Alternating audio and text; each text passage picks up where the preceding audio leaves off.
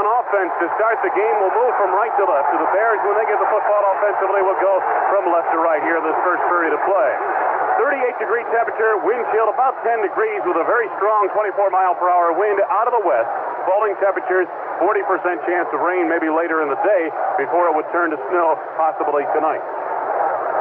So the Rams of the Chicago Bears getting set to do battle. Eric Dickerson and Walter Payton, all the great names are here in the NFC title game. And again, the Rams win the toss and elect to receive. Well, the excitement starts right from the opening kickoff, and it's true here because of the people that the Rams have back there. Olympic sprinter and Brown. So it's important that Butler, with the win, or if they do have it down there to their backs, is to try to get the ball in the end zone and eliminate that phase of the game because this guy can fly. Very difficult, as we mentioned in the pregame, to tell exactly where the wind is blowing on the field. You can see it on the top of the stadium, on the top of the dish, but on the field it's a little bit different. The trajectory is different. It's swirling a little bit more down there. And also, later on in the game, in a field goal try, you try a 45 or 40-yard field goal try. If the wind isn't blowing right for you, it could be a very difficult try and might dissuade you from even trying it. Then you might go for the corner of the coffin on a punt. Special teams coach Steve Kaiser said that they would most likely try to squib the kick, not try to kick it into this swirling wind. It'd be nice if you could kick it into the end zone every time, but I don't think the wind is going to allow you to kick it in the end zone. So he's going to squib it, I believe. An interesting note also, they got Willie Gault's going to hold the ball for Butler, and he's going to be a safety. And I got to get a kick out of Robinson's remark. Well, he's fast, but will he tackle somebody? So the kick by Butler from left to right. Twin safeties back deep. Ron Brown to the far side. Barry Redden on the near side. The kick comes to the near side. Redden at the 4-yard line. Starts to his right to the 10. Turns it upfield across the 15. And is cut down short of the 20-yard line. Good coverage by the Chicago special teams. Calvin Thomas was down there, along with Cliff Thrift and Dennis Gentry. Just a 13-yard return, and the Rams will take it on a first down, short of the 20. Looks like they're going to spot it down just short of the 18-yard line. Ron Brown to the left side. Henry Ellard wide to the right, both with good speed. Barry Redden, the fullback. Eric Dickerson, the tailback. Dieter Brock, the quarterback, takes the snap from Tony Slayton, hands off to Dickerson, hits the middle, and he's driven down. Near the line of scrimmage, Gary Fensick, blitzing in from his safety position, was there to close the hole. Well, he almost lined up as a linebacker, Wayne. Gary came right up and played alongside Mike Singletary. In this game, it's going to be the old cliche. It's got to be one in the trenches because looking at the Rams' offensive linemen, buddy, they got some elephants as offensive linemen. One of Dick Bass's elephants. Oh, man. No gain on that play. Second down at 10 yards to go, Rams. Again, Ellard wide right, Brown out to the left side. Tony Hunter on the wing right side. Dickerson the lone setback behind Dieter Brock, who takes the snap, cross Dickerson, sweeping right, looks to make the turn and does to the 20, and then is cut down short of the 25-yard line. Mike Richardson came over from his cornerback position to make the stop on the play near the 23-yard line. It's a gain of 6, leaving a third down and 4 for the Los Angeles Rams. That's going to be interesting for the pursuit of the Bears because Eric's got a great ability to cut back. And as long as our outside linebackers or cornerbackers, in whatever case, string it out to the sideline, he's going to have to turn back, and that's where our pursuit's going to have to make the tackle. Redden and Dickerson in a split backfield. David Hill, the tight end, right side. Wide receivers deployed to the right and left side. Ellard wide right, Brown out to the left. Dieter Brock takes, hands it off to Dickerson. He's snowed under at the line of scrimmage. Steve McMichael on top of Eric Dickerson, but the principal defender was middle linebacker Mike Singletary, who knifed in to cut down the Rams running back. No gain. Maybe a loss of a yard, and it's fourth down Los Angeles. Impressive initial defensive stand for the Chicago Bears. Keith Ortego back at single safety. Dale Hatcher, who led the NFL in net punting with a 38-yard average, back to return the ball to the Chicago Bears. Here's the snap from Brady right on the money under no pressure, and Hatcher gets his kick away. A floater straight on. Ortego makes the catch near the 43, cuts to his right and gets very little yardage. He was hit initially on the play by Nolan Cromwell. Johnny Johnson was also there along with Ed Brady. And it'll be first down Chicago in good field position, 44-yard line, 34-yard punt, a 4-yard return. Bears punt return team, the only difference I've seen was that Dennis Gentry and Dave Durison were kind of like upbacks about 15 yards up in front of Ortega, so that I guess in case of the wind or whatever, a short kick or something, they could get there to receive it. Dennis McKinnon split to the left side. Willie Gault wide to the right. Walter Payton behind Jim McMahon. Single back offense. McMahon back to throw on first down. Plenty of time over the middle he goes. Henry Moorhead breaks loose to the 45 to the 40. Into Rams territory. Down to the 36-yard line. Jim Collins, the linebacker, made the stop on the play. First down on a 20-yard pickup on the first play from scrimmage. Jim, I think if they're going to throw, it's got to be early downs because Jeter comes in on passing situation. I mean, that's their ace pass rusher. So you should see some, first down, early down pass. And the tight end and backs become a big factor against his own defense. Willie Gault wide right, McKinnon to the slot right side. Walter Payton, Matsui, the running backs, are split wide on a 1st and 10 from the Los Angeles 36-yard line. No score, just underway, first period. McKinnon in motion to the left side as McMahon drops back to throw once again. Again has good protection, fires right side. Diving grab of Willie Gault. Sensational reception near the 17-yard line. First down, Gary Green had the coverage in the Rams zone. 20-yard pickup once again. That time, Wayne, they had a little, not a red dog. What they do is they had the three-man line, but then Mike Welcher, the right outside linebacker, he came that time, and I think, Jimmy McMahon, I think he likes that sort of thing. Oh, he can dump that ball off. Well, what happens with his own defense, like the Rams, Philadelphia used to do it. They only rush three people, but then they'll rush a linebacker, and it's really not a blitz. It's just a four-man rush. Right. Payton and Suey the backfield. Now they move Suey to the wing right side. First down, just inside the 17 of Los Angeles. McKinnon wide right. Willie Gault out to the left side. Jim McMahon takes, hands it off to Payton. He's hit, fumbles the football, and it's covered up near the 19-yard line of the Rams. Looked like the Rams got the football, but hang on. The official is unraveling the pile, and I think Walter may have gotten it back. I don't know how he got it back, because it was laying to his back. Who's getting up there? Jim Culver. I believe Jim Culver got it back. Payton covered Culver, too. A loss of yardage back near the 20-yard line. So a loss on that play of 3 yards. What happened was the Rams got penetration, kind of pushed. Let's see what you see in the replay. They pushed someone back into the ball carrier. I think it's Boris. He got a little bit too deep. High formation backfield Chicago on a 2nd down and 13 from the Rams 20-yard line. Receivers draped to the left and right sides. McMahon on a long count deploys McKinnon in motion to the near side. Hands it off to Suey. Slants off left guard. Suey inside the 20 down to the 16-yard line. So he got 4 yards, leaving a 3rd down and 9 yards to go coming up for the Bears. Carl Eckern responding from the linebacking corps. The inside linebacker out of San Jose State made the stop for the Rams. Very important, I think. Well, it's obviously it's important all the time when you're in this close to score, but I think against the Rams and the way, with their running game and possession football, we've got to get the early lead, make them play catch-up. Gault split left and McKinnon in the slot left side. Bears facing their first 3rd down call of the game. Dennis Gentry in the backfield now with Walter Payton. McKinnon in motion to the near side, and McMahon takes the snap, drops back to throw. McMahon steps up. Now he'll take it himself. Got to go to the 15 to the 10. May go all the way to the 5. He's over there. Touchdown! All right. Jim McMahon breaks the football as he puts the Bears on top. 6-0. 16 yards. Touchdown run. All right. I think Jim McMahon saw it about the same time we did, Dick. Yeah, he did. Said, hey, you can go in, and he saw it at the same time and had a defender right out there with him. A lineman ushered him right into the end. Well, he had good pass protection, so far, and the rush got a little bit behind him. The offensive lineman pushed him out, and so all he had to do was step up and take off. Steve Fuller will hold Butler for the point after. Jay Hilgenberg on the snap. This to make it a 7-0 ball game. Early first period. Here's the snap. Placed and booted. It is up and it is good. A most impressive defensive stand is followed by a very smooth offensive operation. 5 plays, 56 yards to score. It took 3 minutes, 11 seconds off the clock. And with 9:35 left to go in this first period of play, the Bears lead the Rams 7-0. To break in the action, let's take a 10-second timeout of the WGN Chicago Bears Radio Network. True Test paintbrushes are made of top-quality Orel polyester for good results. Choose the 2 or 3 inch size for just $1.99 each at participating True Value hardware stores. Wayne Larrabee, Jim Hart, and Dick Butkus were back at Soldier Field. That thing opened up like the Red Sea on the left side as McMahon stepped up. You know who threw, well, they won't say maybe a key block, but threw a neat block because of, as soon as he seen his situation was Walter Payton.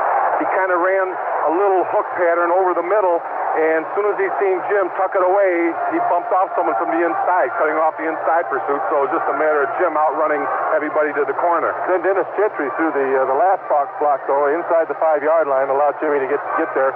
Emery Moorhead was down there leading the interference as well. So the Rams drop back Ron Brown, the leader in kickoff returns. You've heard a lot about him all week.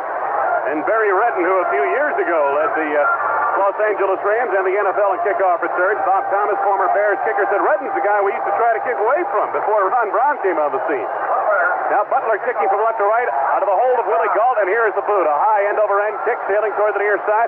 It hits on the 15 to the 10 and rolls out of bounds near the 6-yard line to the near side. So the Bears will be penalized, and Butler will have to kick 5 yards deeper. One thing I'm wondering about, they got Willie Gault who's going to play like a safety on the kickoff team, but I noticed on the first kickoff and on this one, even though it went out of bounds, that Willie doesn't, he doesn't go anywhere. I mean, they kick off, and then he just takes a couple steps, and he hangs out in the middle of the field around the 45-yard line. And I'm just wondering if Brown or whoever gets the ball breaks through the wave of rushing or the people coming down. How's he going to make an open field tackle that way? I would think he should come down, at least get close to the action, because just standing out there, the guy might put a move on him. I don't think Mike Ditka wants him involved in the fray a whole lot, for the most part. Well, granted, he still come down in. If I don't care who you are, how fast you are, you put him out in the middle of the field, he's got a better chance of making a move on the guy. Now the kickoff from the 30-yard line from left to right. Bears are leading 7-0. Early first period of play. The approach to the boot by Butler. This is a good, strong kick. Ron Brown backed up into the end zone. He feels it and is told by Barry Redden to stay there with it. What happened when he switched sides? He switched sides, and maybe Butler was approaching the ball, and Butler must have seen it because he kicked this one to the left, but he put it in the end zone. I think we're giving Kevin Butler too much credit. He caught a gust of wind, didn't he? I think he just kicked it as hard as he could and caught a nice little rise in that wind. I think he's seen it. Corner of his eye, he's seen it. All right. He's a rookie. He doesn't see those things. Bobby Duckworth wide to the left side. Eckert makes that Henry Ellard wide right. Tight eye formation for the Rams. Now they shift into a straight eye. Dickerson, the tail of the tandem. Redham is the fullback, and back to throw. Dieter Brock fires it left, and it's blowing away. Pass intended for Duckworth, thrown toward the sidelines. Duckworth looking more toward the inside. Leslie Frazier had the coverage, but it was only token coverage, and the pass well off the mark. 2nd and 10, Los Angeles. Not a very well thrown ball. He pulled that ball right into the ground. Yeah. The Rams are last in passing yardage, but Dieter Brock in the quarterback rankings is number 3 overall, right behind Jim McMahon. Well, they don't throw much, but when they do throw, they catch him. David Hill on the wing right side. Dickerson the lone setback. Duckworth wide left. Henry Ellard split to the right side.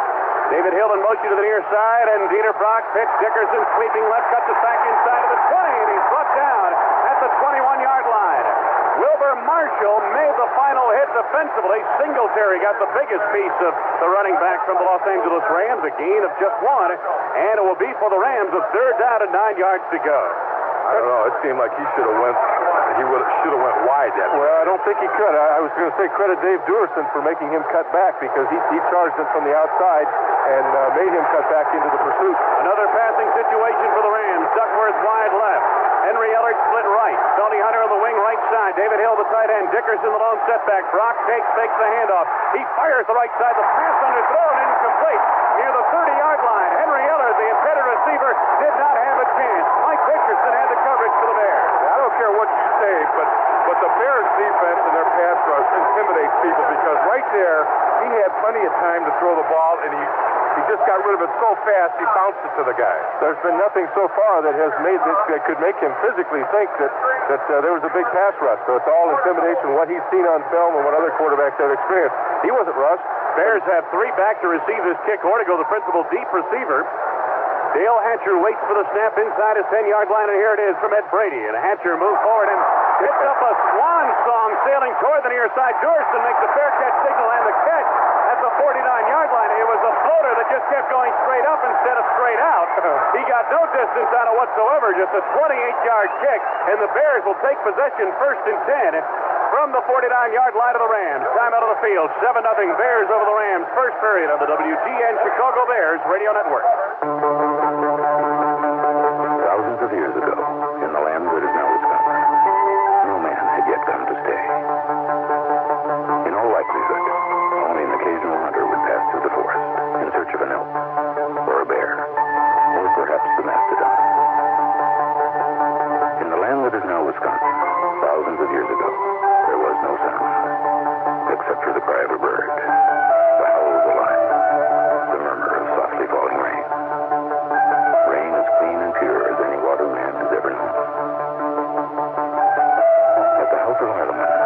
beer with these priceless waters of the past.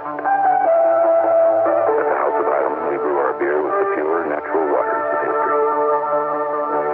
Highland's old-style beer, brewed with water from when the earth was pure.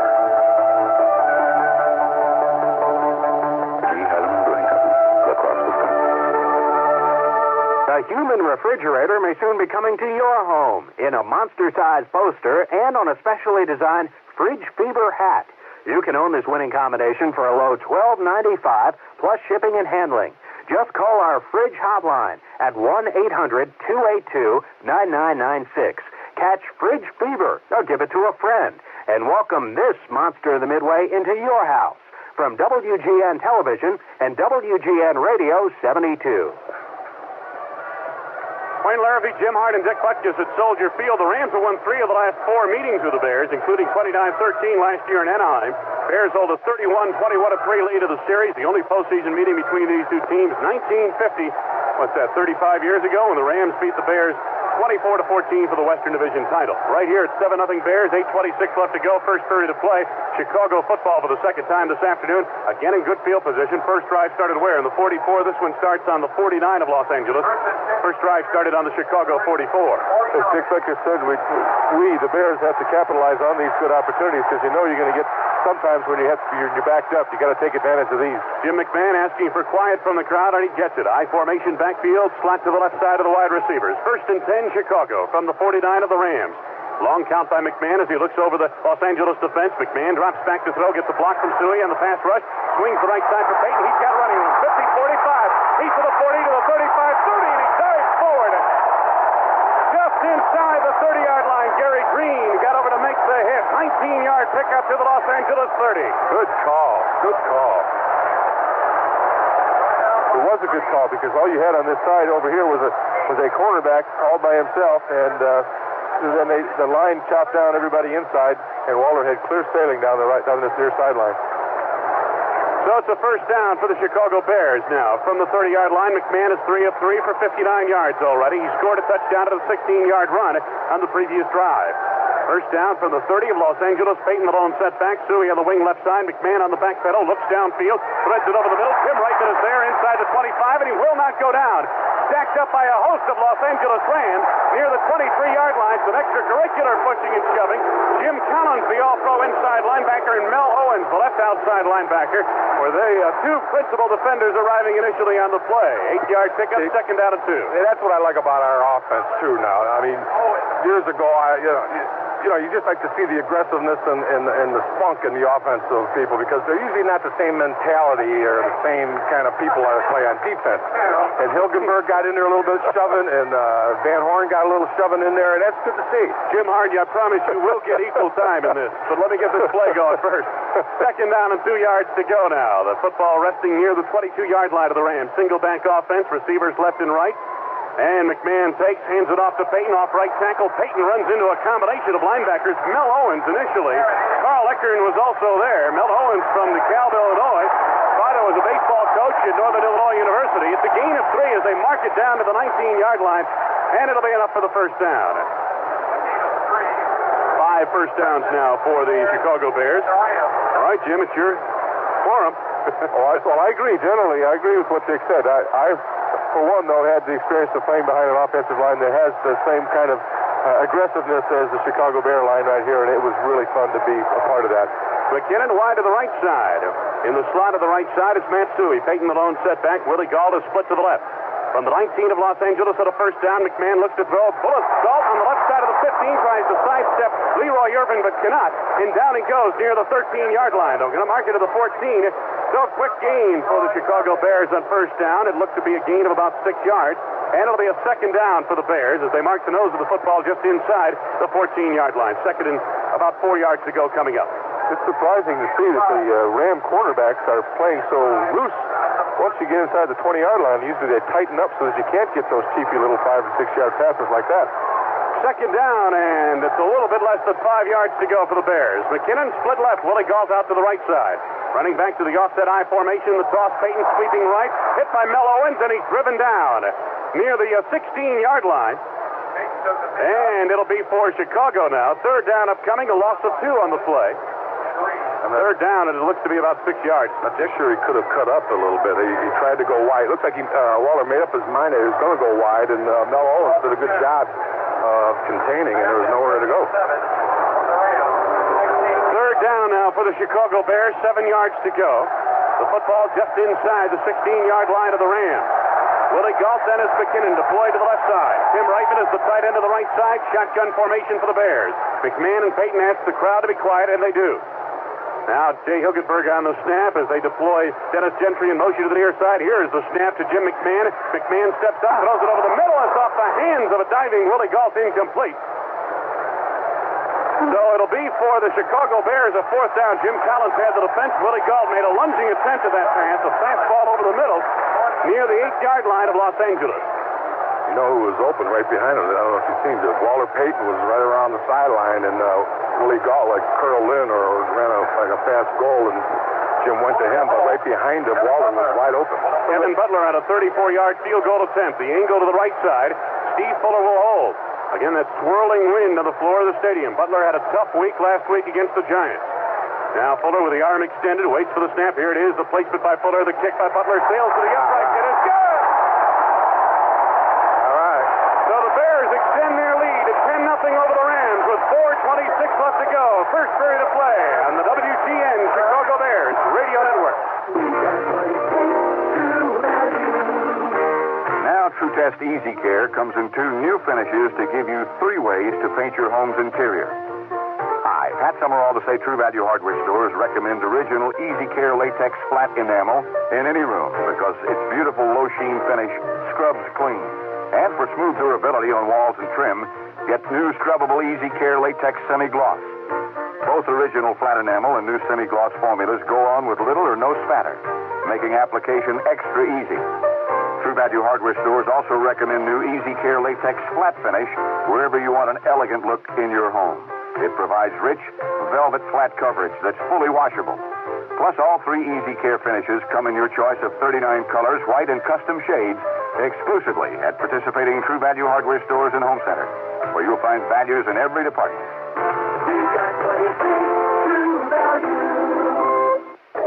I just flew 20,000 miles on your airline. Congratulations, sir. Have a nice day. I want a free trip. You qualify for a first-class upgrade. Read my lips. Free trip. If you purchase a ticket, 20,000 miles, I've earned a free trip. we'll let your wife fly free. Oh, we're a dress.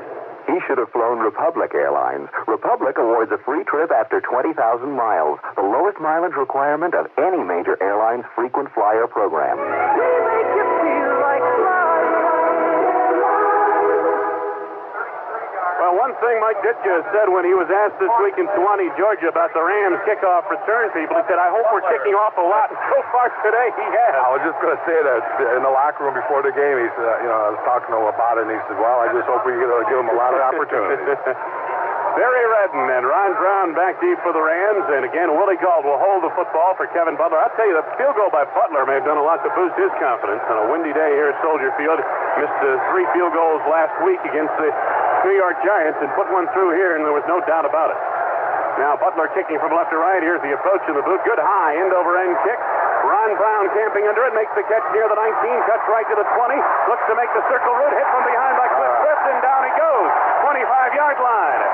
Cliff Thrift in on that tackle along with Jim Morrissey. 6 yards to the return, and the Rams will put it in play just beyond the 25-yard line stripe. Well, it presents a real challenge to the kickoff teams, and, them people on them teams have pride, and they want to do a good job, so they're doing a good job. First and 10, Los Angeles. Henry Ellard wide right. Out to the left side is Ron Brown. Dickerson, the long setback. They set up a wing on the right side. Dieter Brock looks it over out of first and 10. Third possession of the afternoon for the Rams. Brock fires the left side through the hands of Brown. Incomplete. Brown cutting toward the middle near the 35-yard line. Bit of a high pass, but he got a couple of hands on it. Les Frazier had the coverage. And it'll be a second out of 10 for the Rams when we resume. Let's pause for station identification on the WGN Chicago Bears Radio Network. This is WGN Radio Chicago. So the Rams on a second down and 10 yards to go. The football just across the 25-yard line in Los Angeles territory. It's 10-0, Bears on top in the later stages of the first period of play. Dickerson, the lone setback. They set up David Hill to the wing right side. He's deployed in motion to the near side. And here's the handoff. Dickerson slanting right, eludes the defender in the backfield, and it's cut down across the 30, short of the first down near the 32-yard line. The sure ankle tackle executed by Mike Singletary. Gain of 6 on the play. 3rd down and 4, Los Angeles. See, that's where Dickerson's size comes in because, someone had an arm on him or grabbed him by one arm, but he just spun him right away from that. So this is a big guy, and you got to make sure you're tackling. Ellard wide to the right side. Ron Brown is split to the left. Dickerson, the lone setback at the moment. Dickerson pulled in tight against the line. Now he backs up a step or two. Dieter Brock barking out the signal. And Brock hands it off to Dickerson, cutting off right tackle. Dickerson doubles it ahead to David Hill. Hill breaks across 35, and he's brought down near the 38-yard line. He appears to have the first down. Gary Fensick made the hit. I'm not sure if he shoveled it forward or if he just coughed it up on the hit. David Hill was right there. It was almost like a planned play, and he took it for the first down. Here we go back and talk about that first down play. When Dick, you turned around and looked at me. Ron Brown was gone if he gets a good ball to catch. I tell you, Frazier's going to have a job on his hands. I don't know. I'm kind of nervous to see him out there one-on-one with Ron Brown. Brown to the left side, guarded by Frazier. Wide to the right side, Henry Ellard. Dickerson, the lone setback. First down of the afternoon for the Rams. In motion to the near side is the tight end Hunter, and Dieter Brock fires the left side, hits Hunter, who stiff arms his way by a defender, Wilbur Marshall, across the 40 and scoots out of bounds near the 45-yard line. Frazier finally cut him out along with Fensick on the near side. The break of the action. Let's take a 10-second timeout of the Chicago Bears Radio Network. Nothing goes with the Bears like the Browns. Chicken, that is. To feed parties with lots of hungry fans, call Brown's Chicken Catering at 4 BROWNS. Second down now. Gain of 7 on that play. 2nd and 3 for the Rams from the 45-yard line. Split backfield, Los Angeles. They shift into the I formation. Redden the fullback. And the tail of the tandem, Eric Dickerson. Dickerson gets the call up the middle, and he's cut down once again. In the mid-portion of the defense, the linebackers again came to the fore. Leading the charge for Chicago, Gary Fensick is a safety, but also in on that play was Wilbur Marshall. Gary Fensick was one to force that, though. He knifed in, what amounts to a linebacking position. Comes from his free safety position. Changes places with Dave Duerson, really. Short of a first down to the Rams. Gain of 2 on that play. 3rd down and 1. There's the Rams' answer to the refrigerator. Bill Baines, number 62. I mean, he must go 350 or 60. And I seen him come in and report to the official. Yeah, he's going to line up in the line of scrimmage as a tight end. I thought he was going to go in the backfield. But he's a good 350. 3rd down. Now a yard to go for the Rams from the 47 in their own territory. Gooman, the fullback. Dickerson, the tailback. Hand off Dickerson. Hit by Singletary. Stacked up. At the line of scrimmage. And shoved back. Frazier jumped in on the pile. But again, it was the linebacker, Mike Singletary. He read it beautifully. A loss of a yard. Also in on that tackle, Otis Wilson. See, what they had to do, Wayne, because the offensive linemen are so big on the Rams, is that we got our best hopes for a standoff and good penetration and let our linebackers make the play, and that's what we're doing. Dale Hatcher on in punt formation for the Los Angeles Rams has had kicks of 38 and 28 yards here this afternoon, averaging about 33 yards on 2 punts. Keith Hortigo back in single safety for the Bears. Yeah, this time we're bringing up Durison on the line along with Gentry. Now, there's a little different return. They were back deep before on the previous punt. You're right. Hatcher waiting for the snap now from Ed Brady. And here it is. Hatcher takes it and pops it. Gets off a wobbly kick, sailing toward the near side. Hits at the 19 and bounds out of bounds. It'll be first down Chicago at the 19-yard line. Bears in their own territory. Minute 17 left to go in the first period. Bears 10, Rams nothing on the Chicago Bears Radio Network. If you've been waiting for the opportunity to save big on a new car or truck, wait no more. Chevrolet announces low 7.9 annual percentage rate financing on some of America's most popular cars and trucks. It's a limited time financing rate offer through GMAC, and it can save you hundreds of dollars in financing charges.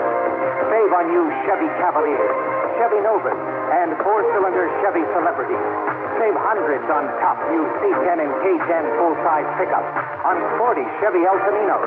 Save on the cars and trucks Americans preferred most in 1985. And your Chevy dealer has them in stock now. But hurry, you must take actual retail delivery out of dealer stock by February 22nd. Dealer financial participation may affect consumers' hearts. See your participating dealer for qualification details and get low 7.9% financing on the car or truck you want now.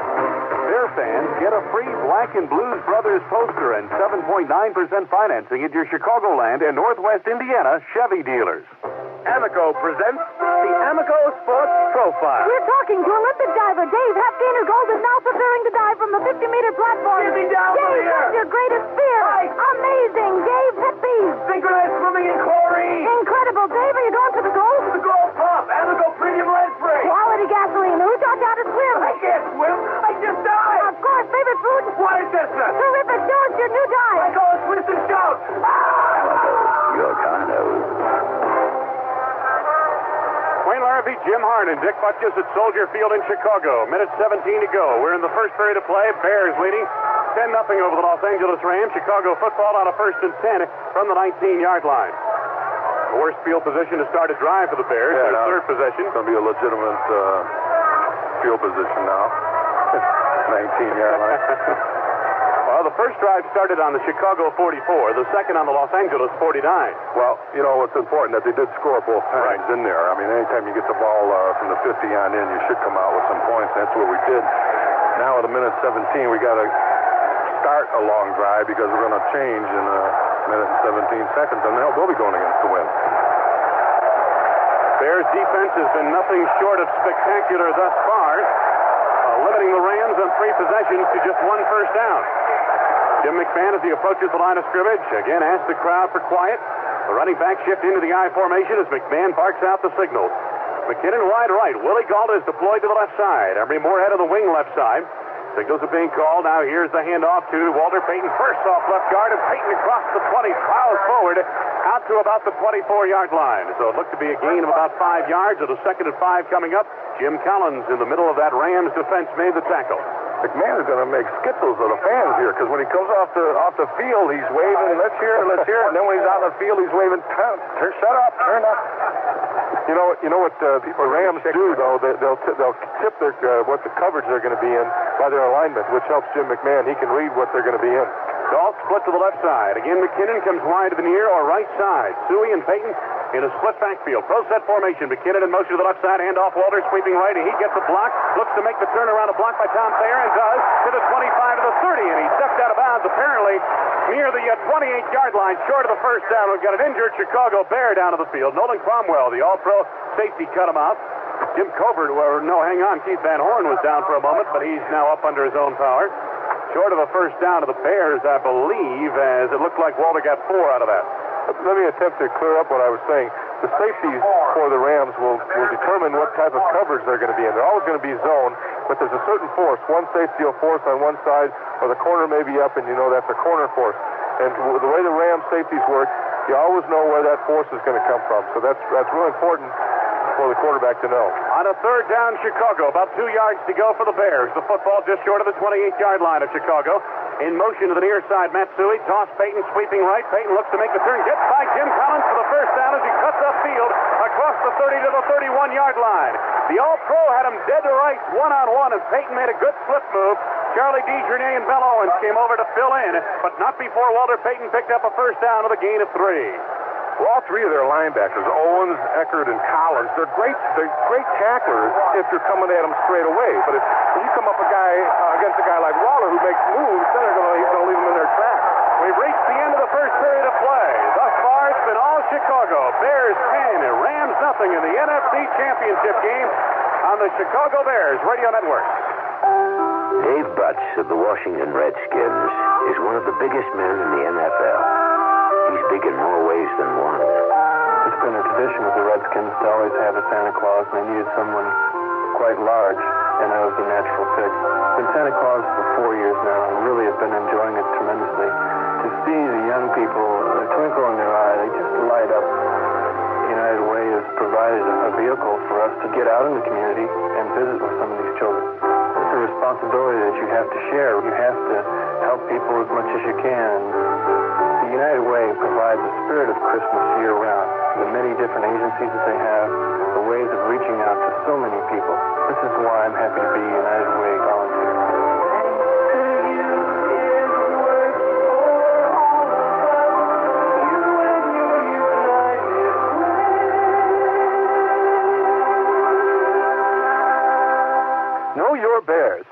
inside look at your 1986 Chicago Bears. Running back Dennis Gentry is an important part of the Bears offense. He adds that extra dimension to the Chicago attack. Gentry is an explosive runner and a gifted receiver coming out of the backfield. A 4-year veteran out of Baylor, Gentry is an asset to the Bears special teams. And off the field, he loves music. Just can't get enough of it. That's Dennis Gentry, a credit to Chicago and the Bears. Wayne Larrabee, Jim Hart, and Dick Butkus, some first quarter stats, gentlemen. Bears time of possession, 8:27. Rams, 6:33. Rushing yards, Rams, 7 carries, 13 yards. 1 of 4 in the passing department for 7 yards. That's a net of 20. Bears, 8 rushes, 29 yards, and 5 of 6 for McMahon in the passing department, 72 yards, 101 yards rushing. Wayne, you've heard Dick and I talk about first down, how important that is. Chicago has 56 yards on first down. The Rams have 7. And here are the Bears at a 1st and 10, and near the 31-yard line, Chicago territory. In motion, Suey to the right side of McMahon, takes off the play action, looks to throw, rainbows it deep down the right side. Will he go down? Oh! And flat on his back, he very nearly made the catch. The wind appeared to take the football a bit. It wobbled for a moment. Gull trying to slow down for it. Fell on his back and almost came up with it near the 30-yard line. Johnny Johnson had the coverage down the right sideline. But it was almost like helpful that the ball hung up a little bit because he was looking over his left shoulder, and then, well, he did in a replay. He was about two yards ahead of it, so it seems like he could have made the adjustment. Boy, did he have the guy beat? Yeah. By almost 5 yards he had Johnny Johnson beat. It would have been off to the races, 16-0 had that ball been able to get on the money. But again, McMahon looked like he was throwing into the wind that time. Split backfield, receivers draped to the right and left side. 2nd and 10, Chicago from the 31. McMahon on the back pedal again. McMahon dumps it over the right side, latching on Matsui, and he lunges forward off the right side of the line, across the 35, out to the 38-yard line. A quick little screen pass to the far side. Carl Eckern responding from the linebacking core, along with Mel Owen. A gain on that play of 7. It'll be a 3rd down and 3, and we've got an injured Los Angeles Ram. Mel Owens, the linebacker who was in on that tackle, is down to the far side. Well, when you play a zone defensive, you got to expect those passes in the middle, screens, something like that, because you're getting to your depth defensively speaking, and trying to contain or make them throw in front of you, and then everybody hustles to the ball and react to it. We talked about patience, about how the offense had to have patience, and Jim McMahon had to have patience and not try to force the ball downfield, but do just what he did there, throw the ball to Matsui and pick up 7 or 8 yards.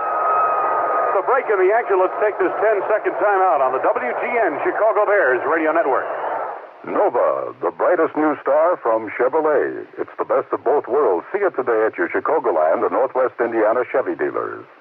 Think of a plan which provides guaranteed safety of principal, a high current 11% interest rate, complete liquidity, and one which will increase in value and has no front-end loads, and a 100% money-back guarantee. The plan also avoids probate with a named beneficiary and is not subject to income tax to survivors upon your death, and provides a substantial tax-free death benefit. You've described Equity 2, an innovative single-premium excess interest life insurance program from the Pioneer Life Insurance Company of Illinois. Learn more by calling 312-357-1633. If you open an Equity 2 account now, your tax advantages remain intact, so you must act quickly. To find out more about the Equity 2 tax-free, safe, 11% return, contact Intrax Financial Group. 24 hours a day, that's 7 days a week, at 312-357-1633. That's 312-357-1633. At Computerland of Niles and O'Hare, you'll discover 2 important reasons to buy an AT&T personal computer for your small business today and tomorrow. You see, the AT&T PC6300 is designed to meet all your computer needs today. It offers speed, superior built-in capabilities, plus enhancements for simultaneous voice and data transmission. AT&T computers are the computers with the future built in. With 7 expansion slots, you can add more power, more speed, and more storage. You'll find the AT&T PCs at Computerland of Niles and O'Hare. Bears are leading 10-0 with 14:37 to go. First half of play. Chicago now facing a 3rd down. It's a little bit more than 3 yards ago, closer to 4. The football resting near the 37-yard line in Chicago territory. Here's a situation where they bring in Gary Jeter, number 77 for the pass rush. See what happens. He had 3 sacks and forced 2 fumbles last week against Dallas. Third down shotgun formation for the Bears. Galt and McKinnon both out to the left side. McMahon barking out the signals, deploys Gentry in motion to the right side. McMahon takes the snap now from Hilgenberg and looks to throw. The rush is on. Over the middle he goes. He tried to wait for Walter Payton. The pass overthrown and incomplete. McMahon waited as long as he could. The pass rush coming hard. Jim Collins, Charlie DeJournay, both were in on Jim McMahon that time. Fourth down, Chicago. I'm not going to try to count the defensive backs this game, but they had more than 4. So usually in their nickel alignment, they'll bring in 6. Never 5, but 6 in the nickel coverages. Jim had some time to throw there, too. It was a blitz. It was a full-fledged blitz. He had a couple linebackers coming, but just couldn't get anybody free. Johnny Johnson on the far side. Henry Ellard on the near side. Back in twin safety to receive this punt from Maury Buford on fourth down. A little bit less than 4 yards to go. Here is the snap to Buford. And he pops it, gets off an end-over-end line drive, kick that bounds across the 35. Ellard takes it near the 31, cuts to his right to the 35, and as down he goes. He is ripped down, almost separated from the football. Jay Hilgenberg in coverage for Chicago. John Gale was also there along with Jim Morrissey. So 32-yard punt and a 5-yard return, and it'll be first down for the Los Angeles Rams as they will start this drive out across the 35 near the 36-yard line. Rams operating now on offense from left to right. 14:07 left to go, first half of play. 10-0. Bears leading the Rams. They mark the football just across the 36 near the 37. Peter Brock has his team huddled up. We're set to go. Brock, again, as we mentioned, third-ranked NFC passer, statistically. Interesting, they took Brown out as a receiver. Receivers left and right. Here's the toss. Dickerson sweeping left, hit by Wilbur Marshall. Then the bridge, and down he goes. A loss of yardage back to the 35-yard line. And the move off the left side by Eric Dickerson. Credit Wilbur Marshall, who made the initial penetration, then William Perry put him to the turf. Loss on that play of 2. Dickerson, 8 carries, 11 yards here this afternoon. That's what I call containing it. One of the great running backs in the NFC. Bobby Duckworth wide to the left side. Ron Brown out to the near side. Single back offense now. Hunter on the wing right side. And Dieter Brock sets up short in the pocket. Flings it left. The pass off the money incomplete. Intended for Duckworth. He didn't have a chance. Les Frazier had the coverage for Chicago. That ball high and away. Why do you think they did that, Jim? They brought in Michael Young in place of Ron Brown. They still have Ellard or Duckworth out there now. I don't know. Maybe they're switching both receivers. Brown's on the sideline. Brown's on the sideline. That was Michael Young. You're right. It came out to our near side. Has his cape off. It looks like he's ready to play. Michael Young has caught 14 receptions. 6th-round draft choice out of UCLA. Wide to the right side. Split to the left side. Henry Ellard back to throw. Dieter Brock floats to the right side. He's got Tony Hunter across the 40, and Hunter forced out of bounds. On the near side, near the 42-yard line. Gary Fensick got over to cut him off, but short of a first down of the Los Angeles Rams. And it's fourth down. Again, another big round of applause for the defense. You know what I'm thinking? That they took Ron Brown out maybe because they weren't satisfied with his intensity going for the football, perhaps. Although the time that we were referring to back that first down pass, that wasn't his fault by any means. That's just a poor pass by Brock. Dale Hatcher in punt formation so far today. Punts of 38, 28, and 35 yards. Keith Ortego back in single safety for the Bears. Waits for this kick near his 20-yard line. It is fourth down and 5 yards to go. Line of scrimmage near the 42. Here's the snap, and Hatcher, under no pressure, gets his kick away. A spiral, beautiful kick. Ortego camps under it near the 20, cutting to his right to the 25, sidestep to the defender, cuts left. He's out across the 25 to the 29-yard line. They come in waves, and they cover very well. Norwood Van made the tackle after Ortego had sidestepped the initial penetration of the Rams special team. So the Bears will take it in decent field position. 37-yard punt, an 8-yard return. Hatcher got off a nice spiral, good height to it. But Ortego made something of it. And the Bears will start from their 29-yard line to the first and 10. Down out of the field of the score, the Bears 10, the Rams nothing on the WGN Chicago Bears Radio Network. Recently, in the rich and bountiful soil of Illinois, has come word of a new and unusual plant that could yield a harvest of untold riches for its owners, for its people. What is the name of this unique species of plant? Some call it Diamond Star. But for the thousands who will work and grow here, it is known by a simpler name, the Chrysler Mitsubishi plant. And it's indigenous to only one place on Earth.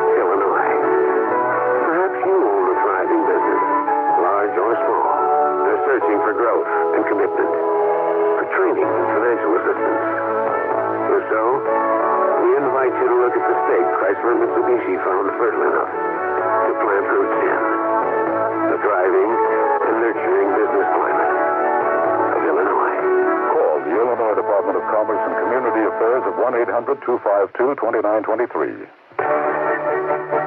Soldier Field in Chicago. The NFC Championship Game, and the Bears on a 1st and 10, leading the contest by a count of 10-0 from the 29-yard line on this offensive drive.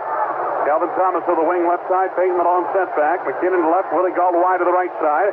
Jim McMahon again at a long count. Rams look like they're in a blitz situation, and on the handoff, Calvin Thomas slanting off the right side on kind of an end around as he took it from that flanking position to try to cut to the right. And he's headed in the backfield, and Reggie Doss finally brings him down. Jim Collins was also there. Looked to be a loss of maybe a yard on that play, or no gain anyway. Nope, they're going to mark it as a loss of a yard. It'll be a 2nd down and 11 yards to go coming up. Oh, a team that plays such a strict defense, reverses, I wouldn't think would work. For some reason, too disciplined. Golf this time comes out to the near or left side. Dennis McKinnon is split to the right. Again, Calvin Thomas in the wing left side as Peyton is blown set back behind Jim McMahon. Calvin Thomas in motion to the right, turns back the other way. McMahon takes off the play action under pressure, steps up against the right of Mike Wilcher. He'll take it himself, cutting those left across the 30, and hook slides across the 35. Out to the 38-yard line. Jim Collins, the linebacker, got over, along with Carl Eckern. Boy, but I'll tell you, McMahon saw number 54, Wilcher, in the backfield with him and just took off. Got right by Mike Wilcher, who leads this team with 14 sacks. I think that was a little quick snap or something. It didn't look smooth. It almost looks like he bobbled a little bit on the play. I think he took a shot on his left thigh. I think his left hip. You got to worry about hip pointers when he grabs his left side like he did. Gain of 8, 3rd down and 2 yards to go for the Bears. Line of scrimmage just across the 37-yard line in Chicago territory. If you just flick this on, it's 10-0 Bears, 2nd period of play. Peyton Malone set back, receivers draped to the right and left side.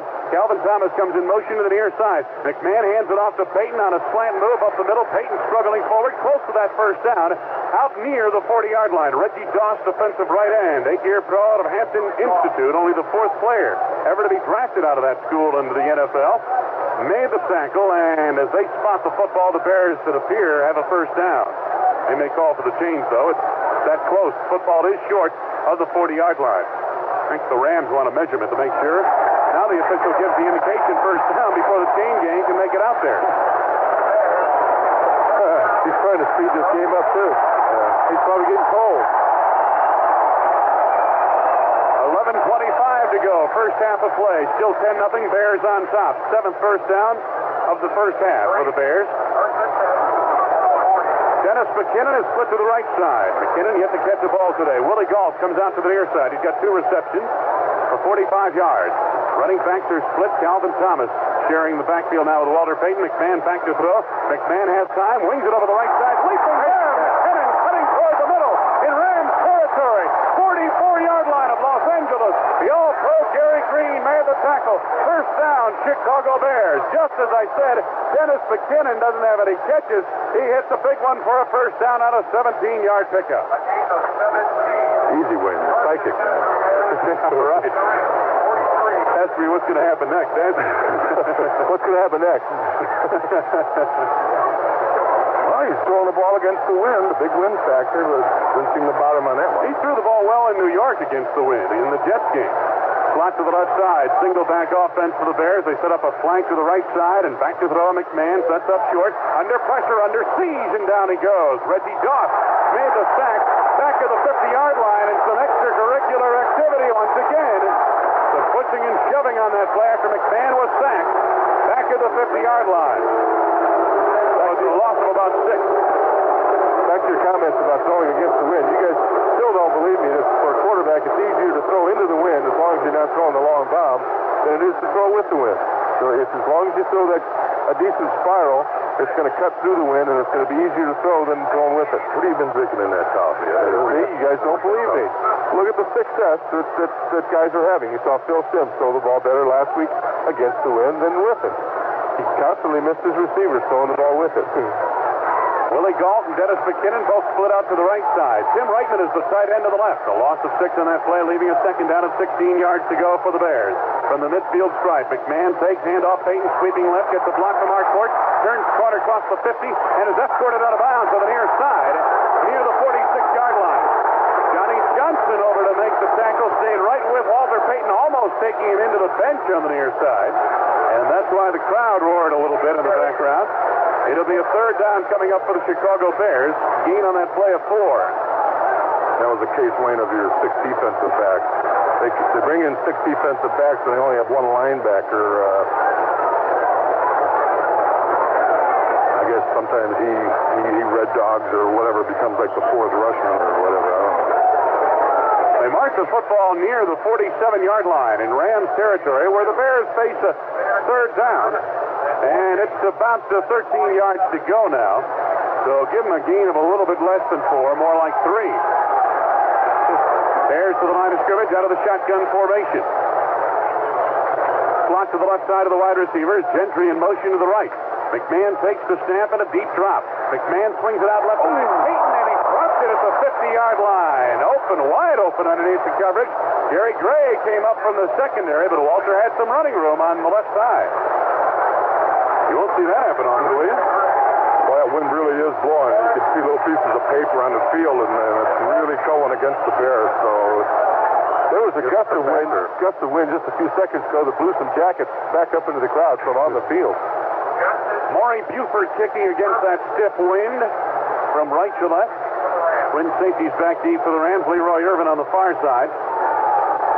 On the near side, Johnny Johnson. No Henry Ellard back there. Johnny Johnson on the near side. Leroy Irvin on the far side. At twin safeties, Buford waits for the snap, and here it is. Buford takes it, no rush. Moves forward, gets off his kick, end over end. Fair catch signal by Johnson, and he makes the catch on his knees on the near sideline at about the 17, and the Rams will start from there. Just crossed the 16-yard line. Time out of the field. 9:35 to go. First half of play. In the NFC Championship Game, the Bears lead the Rams 10-0 on the WGN Chicago Bears Radio Network. If you've been waiting for the opportunity to save big on a new car or truck, wait no more. Chevrolet announces low 7.9 annual percentage rate financing on some of America's most popular cars and trucks. It's a limited-time financing rate offer through GMAC, and it can save you hundreds of dollars in financing charges. Save on new Chevy Cavaliers, Chevy Novas, and 4-cylinder Chevy Celebrities.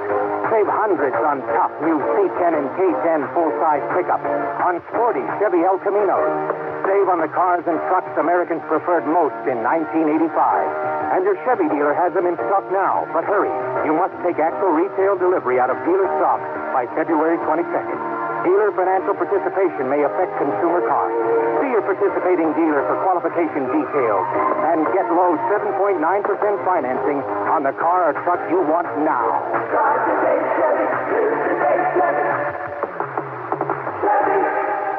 The action doesn't stop after today's ball game. Stay tuned for 3.5 hours of post-game coverage.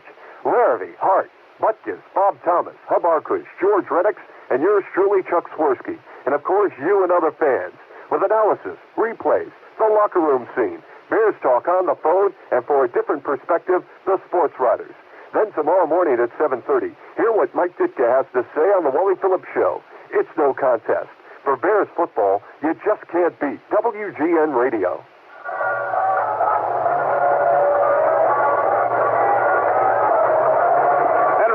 The punt returner, wide receiver for the Rams, is getting his ribs taped in the locker room, and Mel Owens, the linebacker, suffered a bruised sternum. Not known if we'll see either back in the game. I would think Ellert might be able to play with that rib injury. But again, the severity and how much he can tolerate the pain is the big thing with a rib injury. Football just across the 16-yard line for the Rams in their own territory. They operate left to right. They are trailing by the score of 10-0 in the NFC Championship Game here in Chicago. Peter Brock ducks in under his center, Tony Slate. Receivers break to the left and right side. Dickerson, the lone setback, double tight end. Brock sets up short in the pocket, guns it left. Diving grab is made by Brown, and he has nowhere to go at the 20-yard line. A gain of maybe 4 yards. Mike Singletary, along with Les Frazier, responding defensively. Let them complete them all day long. I guess my fears about Dieter Brock throwing the football and having a tremendous game are kind of unfounded. I don't know. I don't mean to be premature, but he hasn't shown me much so far. He did not give his receiver an opportunity to run with the ball. That pass was off the money. The receiver had to dive for it, and he had nowhere to go. So on a second down, at about 7 yards to go from the 20-yard line, Leader Brock looks it over. Hunter in motion to the left side. Receivers left and right. Brock back to throw. Brock fires the left side. And latching on and making the catch up near the 30-yard line is his wide receiver. And it should be a first down to the Los Angeles Rams. Les Frazier responding as the catch hauled in by Ron Brown. And Frazier was on him so quick I could hardly see who had the football. You know, it seems like every quarterback that comes in town on his first series, the first two series, he tries to get the ball, you know, he throws a lot too quick or, you know, afraid of the rush. And maybe a short pass to Brown like the previous play and now this one, it gets him a little confidence so that maybe he can throw the ball later. Only the second first down of the afternoon for the Los Angeles Rams. They pick up a first down to the 30-yard line in their own territory. Dickerson, the lone setback. Wide receivers left and right, and here's a handoff to Dickerson off right tackle. He cuts it back toward the middle, and a submarine down. He was smothered by Wilbur Marshall, and again we've got some fighting breaking out. Bridge. Singletary also in on that tackle along with Wilbur Marshall. Gain of a couple of yards.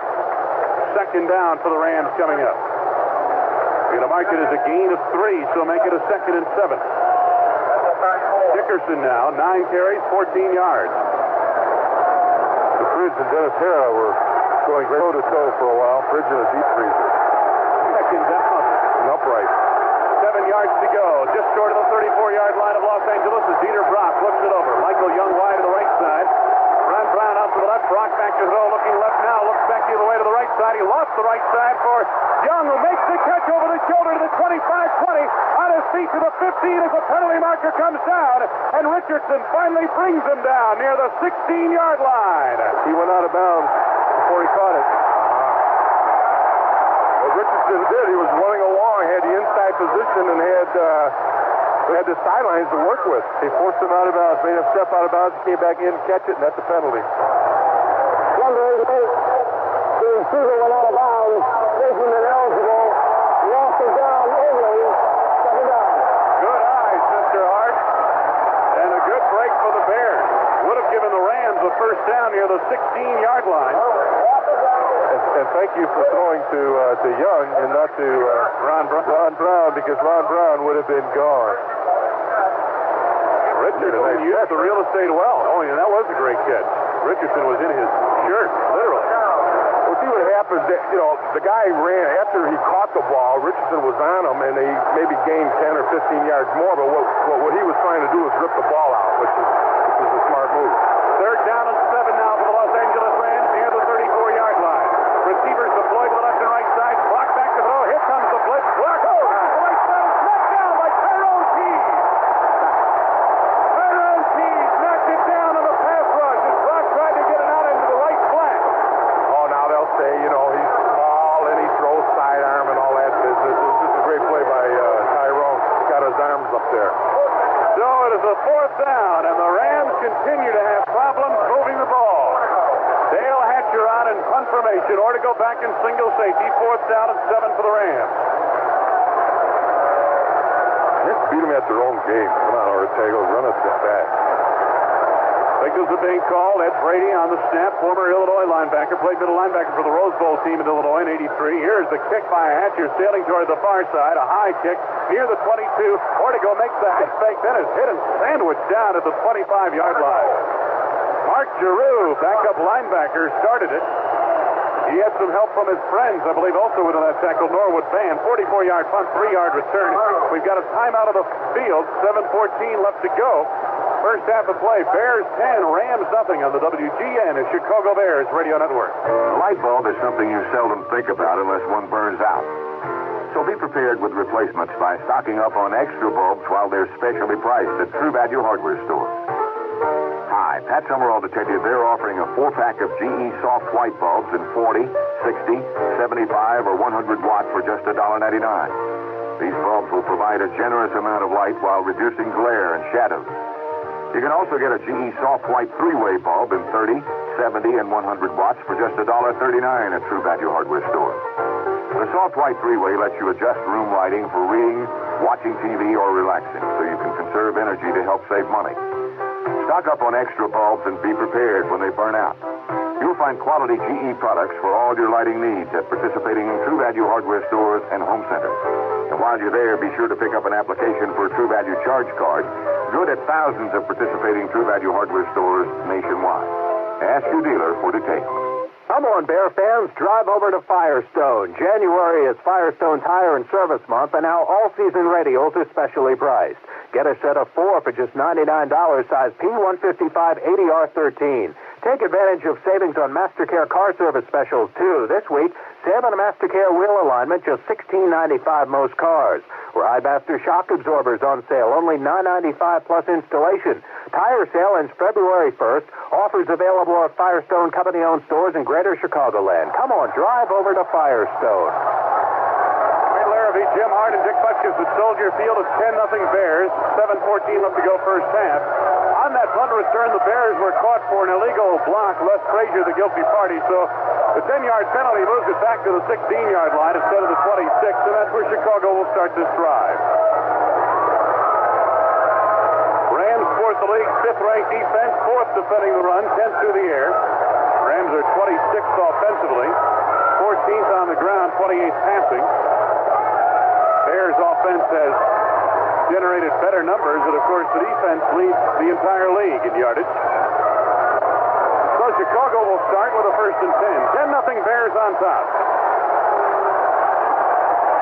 We've had no scoring in the second period of play. That Rams defense, I'll tell you what, those guys don't eat cheese. Maybe the offense does, but not the defense. No, it's tough going against that win, too. And they, early in the year, they were playing outstanding football. They won, 7 in a row, I believe, to start the season. They were the other team that was winning, and everybody was jumping on the Bears bandwagon. Nobody paid attention, but the Rams were 7-0 before they went into a bit of a tailspin at a period where they lost 3 of 4. Matter of fact, the Rams have lost 3 of their last 4 away from home. The lone victory being that win in San Francisco. They clinched the Western Division title for them. Calvin Thomas to the wing right side. Walter Payton Malone set back for the Bears at a first down near the 16-yard line. McMahon ducked in under a center. Jay Hugenberg. Thomas in motion to the near side. McMahon back to throw, looking right, swings it out to Payton at the center. Gets a block and turns upfield across the 15, cutting right for the sideline, and he's rolled out of bounds near the 18-yard line. Mike Wiltshire on the far side made the tackle on the play. Short pickup for the Chicago Bears. Looked to be a gain of 3 yards at a 2nd and 7 coming up.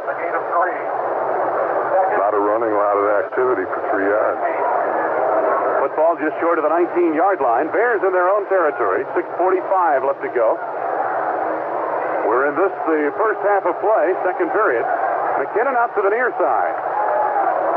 Wide receivers split to the far side as Willie Galt back to throw. McMahon under pressure, steps up, and he'll take it himself across the 20 and hook slides out to the 24-yard line. Penalty marker is down, thrown to the offensive backfield, maybe for holding. Jim Collins on the tackle downfield. Illegal motion against Chicago. I thought it was pretty quick to have a holding penalty that fast. Well, they went on a quick count. Somebody must have moved. I flew home last week with an official umpire. I've met him occasionally on the plane coming home. Illegal motion, number 62, 5 yards, still second down.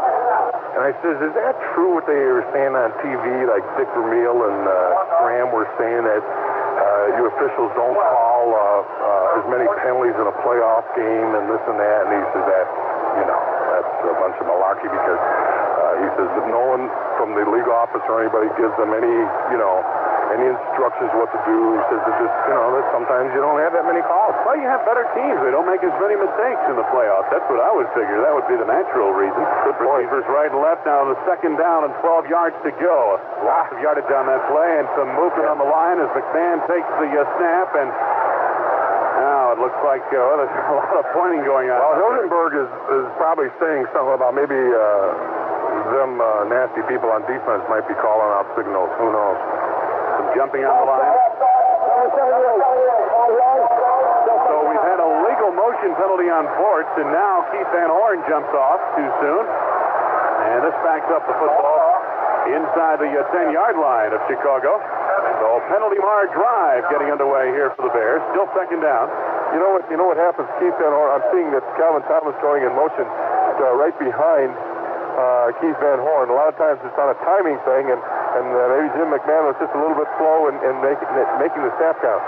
Dennis McKinnon split to the right side. Willie Galt out to the left. Running backs are split out of second and 17 near the 9-yard line. And McMahon takes on the draw play, hands it off to Calvin Thomas, slanting off right tackle, and Thomas is rung down near the 10-yard line. Gary Jeter got over and made the ankle grab on him. And they're going to mark it at the 10-yard line, a gain of just a yard. So it'll be a third down now for Chicago, 16 yards to go. The ball at the 10-yard line. I wonder why Thomas was in there. He was in there the last couple of series in place of Matsui. He has been the last 2 series. I've asked Matt about that. He's done that, though, throughout the year, and they say just to get a fresh body in there. Calvin Thomas comes off, and Dennis Gentry goes in. A passing situation for the Bears out of the shotgun. Slot to the left side of the wide receivers. Rams in a blitz posture with their linebackers. Now they back off. McKinnon in motion to the right side. McMahon takes the snap. Here comes the rush. And McMahon fires it over the middle, and the pass overthrown. Instead of a Dennis Gentry over his head near the 15-yard line. Very nearly intercepted by a diving defender for the Los Angeles Rams. Sort of a middle screen where they kind of like take on the defensive linemen and let them think they're getting through, and then Gentry takes them right in the middle of the field, and they dump it over the rushman, and then hopefully you go up the field, but he just overthrew it a little bit. That was a good rush. It kind of shielded him from seeing Gentry down the middle. Buford has had punts of 32 and 30 yards here this afternoon. Last week he averaged 37.3 yards of the game against the Giants on 6 punts. He's kicking from his end zone. Twin safeties back deep for the Los Angeles Rams. Buford waiting for the snap now from Jay Hilgenberg. Here it is. Buford takes it. No rush. He moves forward, gets his kick away, end-over-end kick. Backing up on it. It's a roll by him. It's Johnny Johnson to the 50 to the 40. And the Bears have it covered now.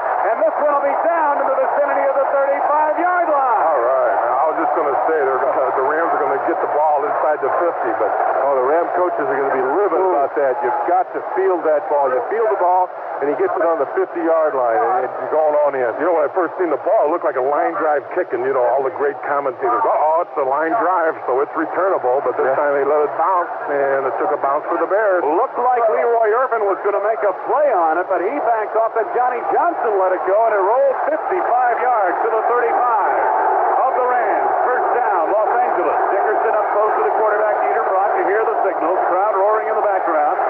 Now, Dickerson steps back. Wide receivers left and right. Dieter Brock back to throw, looking right. Fires the slant very nearly intercepted by Singletary near the 45. Penalty markers all over the field. Yeah, they're going to call Richardson. He was kind of hanging over. Richardson might have been hooking Henry Ellard on the play, it looked like. But the ball couldn't be caught. They're going to say it couldn't be caught, I bet you. Or was tipped. Ball was tipped, and in that case, the contact is legal, right? Absolutely. No foul on the play. The ball is struck. Ball is struck. It's a free pass. Second down. Second and 10, Los Angeles, 35-yard line, Rams territory. 10-0 Bears. 4:44 left to go in this the first half. With a break of the action, let's take this 10-second timeout on the WGN Chicago Bears Radio Network. Amoco Motor Club emergency vehicles will be located at both the north and south ends of Soldier Field to assist motorists having problems in the parking lot. Brock back to throw on second down, fires the left side, and the pass overthrown and complete. I'm not sure if Wilbur Marshall got a piece of it in front of the intended receiver, Bobby Duckworth, on the far side near the 40-yard line. Les Frazier in the coverage in the secondary downfield. Third and 10, Los Angeles. Let's go back to that first down play, and great anticipation by Mike Singletary. First, Mike looking, it was a play-action pass. Mike making sure that there wasn't anybody coming up the middle, and then he made a great effort in getting back into the pass of the ball. Duckworth split left. Henry Ellard wide to the right side. It's 10-0 Bears. Rams facing a third and 10. From the 35-yard line of Los Angeles, Dickerson the lone setback. Tony Hunter in motion from right to left across the line. Brock takes, hands it off to Dickerson, sweeping right. Makes the turn, 35-40. Dickerson's got a first down on the near side to the 45-yard line. Singletary, Fensick arrive finally on the play to make the stop. And, well, let's see where they spot the football. He is short of that first down. You know what happened? When the man went in motion, one of the corner linebackers, either Otis or whatever, I'm going to look at the Otis. He went away, which left a wide opening over there. And as I noticed, Singletary really chewing out somebody. They spot the ball just short of the 45-yard line, apparently where his knee first hit. Well, both both Singletary and Wilson went with the motion man. So I'm guessing that maybe Singletary is supposed to go with the motion man, leave Otis on this side. You won't see that happen again because they left everybody wide open on this side with the big hole. Fourth down, less than a yard. The Rams are punting. The snap to Hatcher, gets it away. Aims a high kick, and the ball hits near the 28 on the far side. Takes a Rams hop and rolls inside the 20 to the 10 and is down in the vicinity of the 8-yard line, where the Bears will start this drive at a 1st and 10. So we're seeing a bit of a stalemate here in the second period of play, but the Bears have 10 first period points and hold the upper hand, 10-0 with 3:33 left to be played to the first half. 48-yard punt that time to the Chicago 8-yard line, where the Bears will put it in play 1st and 10. Yeah, I think Buddy Ryan's going to have a little talk with Otis or somebody there about that play. Just left no one to contain, and when you give that to Dickerson, you got to hold your breath a little bit. First down, Chicago Bears from the Bears 8-yard line. Jim McMahon in the passing department here this afternoon, 8 of 13, 99 yards. I formation backfield, Peyton and Suey are the running backs. Called wide to the right side, McKinnon out to the left, right on the tight end, handoff. Peyton started to the left side, took it back toward the middle, and the Rams stacked it up. Mid portion of that L.A. defense, Greg Meisner was in there, along with Reggie Doss, the 8-year pro. And they stacked it up pretty well. Gain of a yard or two. Mark it a gain of 2, just short of the 10-yard line of the Bears, 2nd and 8.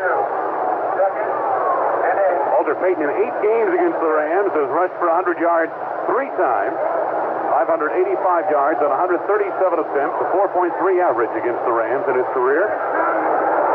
Last week had 93 yards on 27 carries. Second down, 8 yards to go for the Bears from the 10-yard line. Bears territory. Receivers draped to the right and left sides out of the I formation. And McMahon off the play action to Peyton. Has time now over the middle to Peyton. Peyton cutting left to the 10 to the 15 to the 20. And he's got a first down. In the arms of Carl Eckern, the inside linebacker. First down, Chicago. Good job by Jim McMahon, too, to buy a little time there. Scramble around, made sure of the throw. The Bears are hurting the Rams a little bit with these little deep passes here and there. You know, one of the things to look at and to marvel at with Walter Payton is that he never takes a real hard hit from anybody. You'll see him sandwich, and somehow he ends up, the 2 defenders take the hard hit, and he doesn't really get hit that hard. Like a lot of other backs, how many times have we said, oh, that must hurt? Mm-hmm. We never say that about Walter. He's never in a position where he gets hit real hard. Like, oh, he's moving. You know, tough to hit. Dewey and Payton in the backfield as the Bears approach the line of scrimmage. We've come to the 2-minute warning. First half of play in the 1986 NFC Championship Game. Time out of the field. The Bears lead the Rams 10-0 on the WGN Chicago Bears Radio Network. Wayne, I got to tell you something. Let's be perfectly honest now. I mean, people are talking about the Bears, and people are talking about the refrigerator. You know, that's all you hear about these days. This guy, the refrigerator. He seems to be on everybody's mind. Absolutely. Bear fans really seem to be taken to this person. Well, it's no wonder, Chuck. You know, the refrigerator's having a terrific season. Mm-hmm. And as the Bears continue their march to the Super Bowl, Wayne, the refrigerator, he is bound to see more and more action. Well, you got that right. Because, you know, when the Bears go to the refrigerator, their fans head to the refrigerator for America's best brewed premium beer, Heileman's Old Style. Old Style is the great Wisconsin beer that's still twice brewed, or Kreuzen.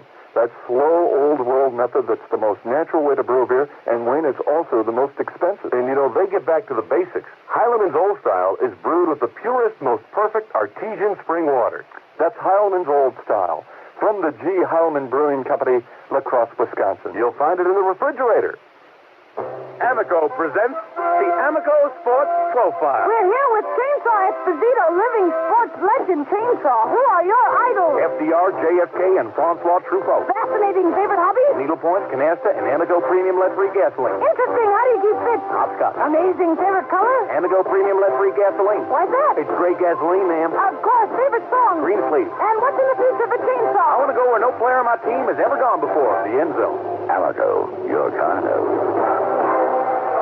Don't forget to stay with us at halftime. Expert analysis. Bob Thomas and Harv Arkish providing the expert analysis, along with Chuck Swirsky, reviewing the first half of action and looking ahead to the second half. That's at halftime here on WGN. First and 10, Chicago Bears, 20-yard line in their own territory. 2-minute warning. Field position to this Second period of play, the Bears started on their 29, 16, and 8-yard line of the first period, 44, 49 of Los Angeles, and 19-yard line of Chicago. So a big difference from first to second half on field position. Running backs are split for Chicago. Receivers deploy to the right and left side. Now they move Suey to the wing on the right side, leading Peyton as the lone setback on a 1st and 10. And McMahon on the back pedal. The blitz is on for Mike Wilshire. McMahon steps up, threads it over the middle, and the pass is incomplete. A lunging attempt made by Matt Suey. Jim Collins right with him on the coverage in the Rams linebacking corps. Mike Wilshire came in once again and at least made Jim McMahon move up in that pocket a little bit. You've been saying Mike Wilshire's name quite often here today. He's running around with some reckless abandon, as they say.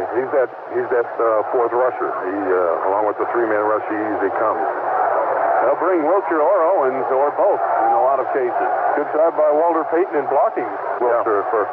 Receivers right and left for Chicago. 2nd and 10 from the 20-yard line. And McMahon backpedals. McMahon under pressure, and down he goes. He sacked down the play.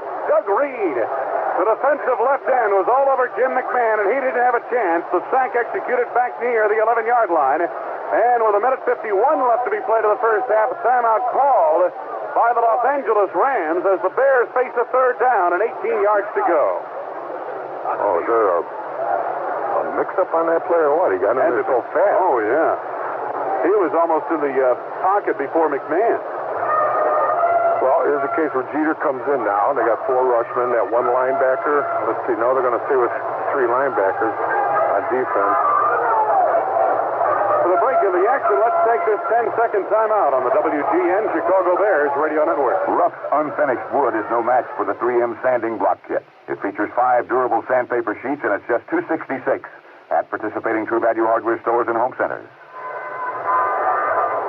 Wayne Larrabee, Jim Hart, and Dick Butkus, the Rams getting pressure on Jim McMahon, and as I mentioned, the field position, a great difference for the Bears in the first to second periods. In the first, they operated for the most part in Rams territory. In the second period, they've been bottled up in their own end. The Rams, on the other hand, have had good field position in the second period as compared to the first. Their first 3 drives in the initial quarter started on the Los Angeles 18, 20, and 26-yard line. In the second period, they have started drives on the Los Angeles 37, 17, and 35-yard line. A little bit of an improvement, however, not enough of an improvement to get them into the end zone or get them into position to go into the end zone. 3rd down for the Chicago Bears. A little bit more than 18 yards to go. Willie Gault out to the left side. Dennis McKinnon wide to the right. The running backs are split, and Jim McMahon ducks in under a center. No shotgun. Peyton in motion to the right side, and McMahon takes. He hands it off to Matt Suey. Probing the left side, cuts it back toward the middle, across the 15 out near the 20-yard line.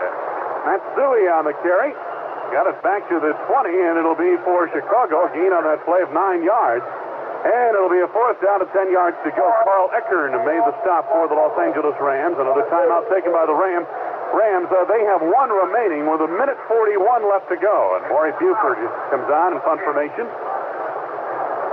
So the field position, again, will be a crucial issue here. I'll tell you what, the last possession that started on the Los Angeles 35, Buford was kicking from his end zone. And again, we mentioned, and we go back to it, by allowing that football to bounce in front of the 2 return men back there, it allowed the Bears to cover it deeper downfield. The Rams otherwise might have started in Chicago territory, and that could have been a big factor. Even if you have the punt coverage team coming down and they're coming towards you, it seems like when the ball's bouncing, I mean, you ought to be professional enough to know when it's an end over end and it's coming your way that it's not going to take a tricky bounce. So why not try to catch it and immediately hold on to it and hit the ground, because you're going to get hit anyway. But you take that chance, but everybody's afraid of the fumble and everything else, and they let it roll and get them in a bigger hole. Well, it behooves them to be afraid of the fumble, because you don't want a fumble to put you in bad field position. Well, yeah, but Irvin and Johnson back in twin safeties. Buford waits for the snap at his 5-yard line. Henry Ellard out with bruised ribs, and he is the normal kick return man or punt return man for the Los Angeles Rams. Jay Hilgenberg on the snap. Here it is. Maury Buford gets it, takes his time, gets away, an end-over-end line drive kick. Johnson fields it to the 45. He darts to his left, now turns back the other way. He loses the football, and it's up for grabs, but Jerry Gray covers it at the 41-yard line of the Rams for Los Angeles. He was running around, and then he tried to come back toward the sidelines, either to get out of bounds or whatever, and I don't know. Ball came out. Looked like Hilgenberg got a swipe at it and knocked it out. Jay's doing a good job. He snaps the ball, and then, it used to be he could be the first one down there, but he hustles down and does a good job. I think on the replay, you can see Jay Hilgenberg hit the receiver's elbow and just popped it out. So the Rams, instead of starting near the 50, started the 41-yard line of this drive. They have 1 minute, 29 seconds left to work in the first period of play, and one timeout remaining. And Dieter Brock looks to the air, wings it right and overshot. Henry Ellard incomplete to the near side. Ellard is back in there. He is not returning punts, but he is back in a wide receiver for the Los Angeles Rams. So those ribs have got to be bothering him a little bit. Mike Richardson on the coverage for Chicago. That pass didn't have a chance. Well, the ribs shouldn't bother him only if he has to raise his hands. So, or as a pass receiver, the ball's going to have to be right in his chest, or if he coughs, or he laughs, or he runs, or he cries, or he flinches. Second and 10 from the 41 of Los Angeles for the Rams. Brock now 4 of 12, 28 yards. And Brock again retreats the rushes on. Brock under speed, steps up, gets it away on the left side, and the pass is short. Incomplete. Near the 50-yard line. Dickerson, the intended receiver, make that Ron Brown, the intended receiver on the far side. Otis Wilson was coming hard to the pass rush. And they got good pressure on Dieter Brock, and the pass again, not on target. See, there's the difference between Dickerson and Waller Payton. Dickerson stood up there to block somebody, and he just got crunched. He got pushed right back into Dieter. Ron Brown split left. Henry Ellard wide to the right side. Third down and 10, Los Angeles, 41-yard line. Minute 20 to go in the first half. Brock again retreats, pops the right side. Tony Hunter bobbles and drops it. At the 43-yard line in the flat, there was no way he would have gotten the first down. Richardson and Fensick were right there. Another impressive stand by the Chicago defense. 1, 2, 3, and the Rams are out. I tell you, there were two people right there if he would have caught the ball. Too bad he didn't catch it, would have wasted more time. But since we're going to get the ball, we want to get the more time, stop the clock. So it worked out good. Yeah, he wouldn't have gained the first down yardage anyway. No. He's already go back in single safety. Dale Hatcher, his last two punts have gone for 44 and 48 yards. And here's the snap to Hatcher. The rush is on, gets the kick away. A high kick, Ortego watching it, allows it to hit on the 20. Get away from Chicago, bounce, hit it. Chicago defender, I believe Reggie Phillipson, is recovered by the Rams on the 21-yard line. Yeah, he fell down or was laying down there around the 20-yard line. The ball bounced and touched him. So, and the Ram received it. I mean, they jumped on it, so that's their ball. Why don't we catch it there, though? That's the thing. Well, nice high ball. Catch that ball. Well, you know what he did? He looked up at the ball. He looked at the people coming downfield, and he changed his mind. He backed away from it. Jerry Gray gets the ball. Made the recovery, but again on his back, and the ball bounced up, and it hit Reggie Phillips, and the Rams were right on the play. Now they've got a big win. First down from the 21-yard line, Chicago territory. Listen to the crowd. Dieter Brock barking out the signals as loud as he can. Hunter in motion to the left side. Hand off Dickerson, slanting right, breaks inside the 20, not much farther, down to the 17-yard line. Fensick made the tackle, a gain of 4. Second and 6. McMichael also there from the interior portion of the Chicago Bears defensive line. You know what helps the Los Angeles Rams in a noisy crowd like this? Their splits are all so tight. They're such a tight offensive unit that they're not out there where they can't hear. Second down and 6 yards to go, Rams. Dickerson, the lone setback, toss Eric, sweeping left, turns upfield to the 15, touchdown near the 12-yard line. Short of the first down of the Rams by about 1.5 yards. Gary Fensick made the tackle for Chicago. They'll mark it at the 13. So it'll be a third down and 2 yards to go for Los Angeles. Do they still have one timeout, right? Yes, they do. They have seconds left to go. Rams to the line of scrimmage. 12 seconds left to go. Brock wants one more play. Ducks in under his center, Tony Slayton. Takes the snap, drops back to throw. Looking to deal. Over the middle he goes. Dickerson at the 10 to the 5. Dickerson brought time. Time ran out. Time runs out. Wait a minute. Time has expired on the scoreboard. The Rams, I don't believe, were aware of it. They couldn't have been. Well, wait a minute now. They're not walking off the field yet. The Bears are heading to the locker room. Yeah, the benches are. Now there's a discussion with the officials. Boy, how embarrassing it would be if the clock was not in sync at this most crucial point of the first half. Well, if it's a first down, they don't call timeout to move the chains and all that business like college or whatever. So Time is expired, though, by the time the play ended. Before the play ended. I'm sure they're talking over if the ball carrier called timeout, Dickerson. If he had the authority to call timeout as soon as he hit the ground, he might have been yelling timeout. But if he hit the ground with 1 second to go, you can't call timeout and stop the clock in 1 second. No. All right, we got it. That's it. All right, but wait a minute. What were the Rams doing with, one timeout left, running a play with 17 seconds? I know. I've seen you looking at Brock. That's Brock's fault. He didn't hustle everybody up to make it more time for him to run that last play. But even though, it was a short pass, thinking they're going to complete it, where are they going to go with it? Over the middle also, not a sideline pass. That's what I mean. Dickerson had no chance to get out of bounds. That's crazy. And the Rams, as a result, trail the Bears 10-0 at halftime in this NFC Championship game. We'll be back with the second half of today's game in a few minutes after our halftime activities on the WGN Chicago Bears Radio Network. The actions of the Rams led me to think that, maybe the clock isn't accurate. And the officials had told the players on the field, hey, you got a few more seconds, that type thing, But, just the way they acted, you're right, because it looked like they were in no real hurry at all. And we've got time now. We'll get the field goal unit on and kick the field goal. And, the Bears, of course, they saw the clock and reacted accordingly. Willie Gault and Dennis Gentry back deep in twin safety to receive this Mike Lansford kick. Bare-footed kicker, booting from left to right. And the ball being held by Nolan Cromwell. To start the second half, here's the approach in the boot, and the kick sailing toward the near side. Gentry near the 2. Takes it straight ahead to the 10 to the 15. Angles left to the 20. He's out across the 20-yard line out to about the 23, and is shoved back to the play. And again, some late hitting going on, and a fight ensues. Vince Newsom made the penetration and the tackle. 21-yard return. Be a first down for the Bears. Well, there's been a lot of that extracurricular activity here today. Newsom and Michael Young now. Nothing dropped. No harm, no foul. As long as they're in the flag out there, you're right. That's like the official telling me after the guy comes through and knocks you in the head. He said, it didn't hurt. Yeah. Let me decide if it hurts or not. Football now just out across.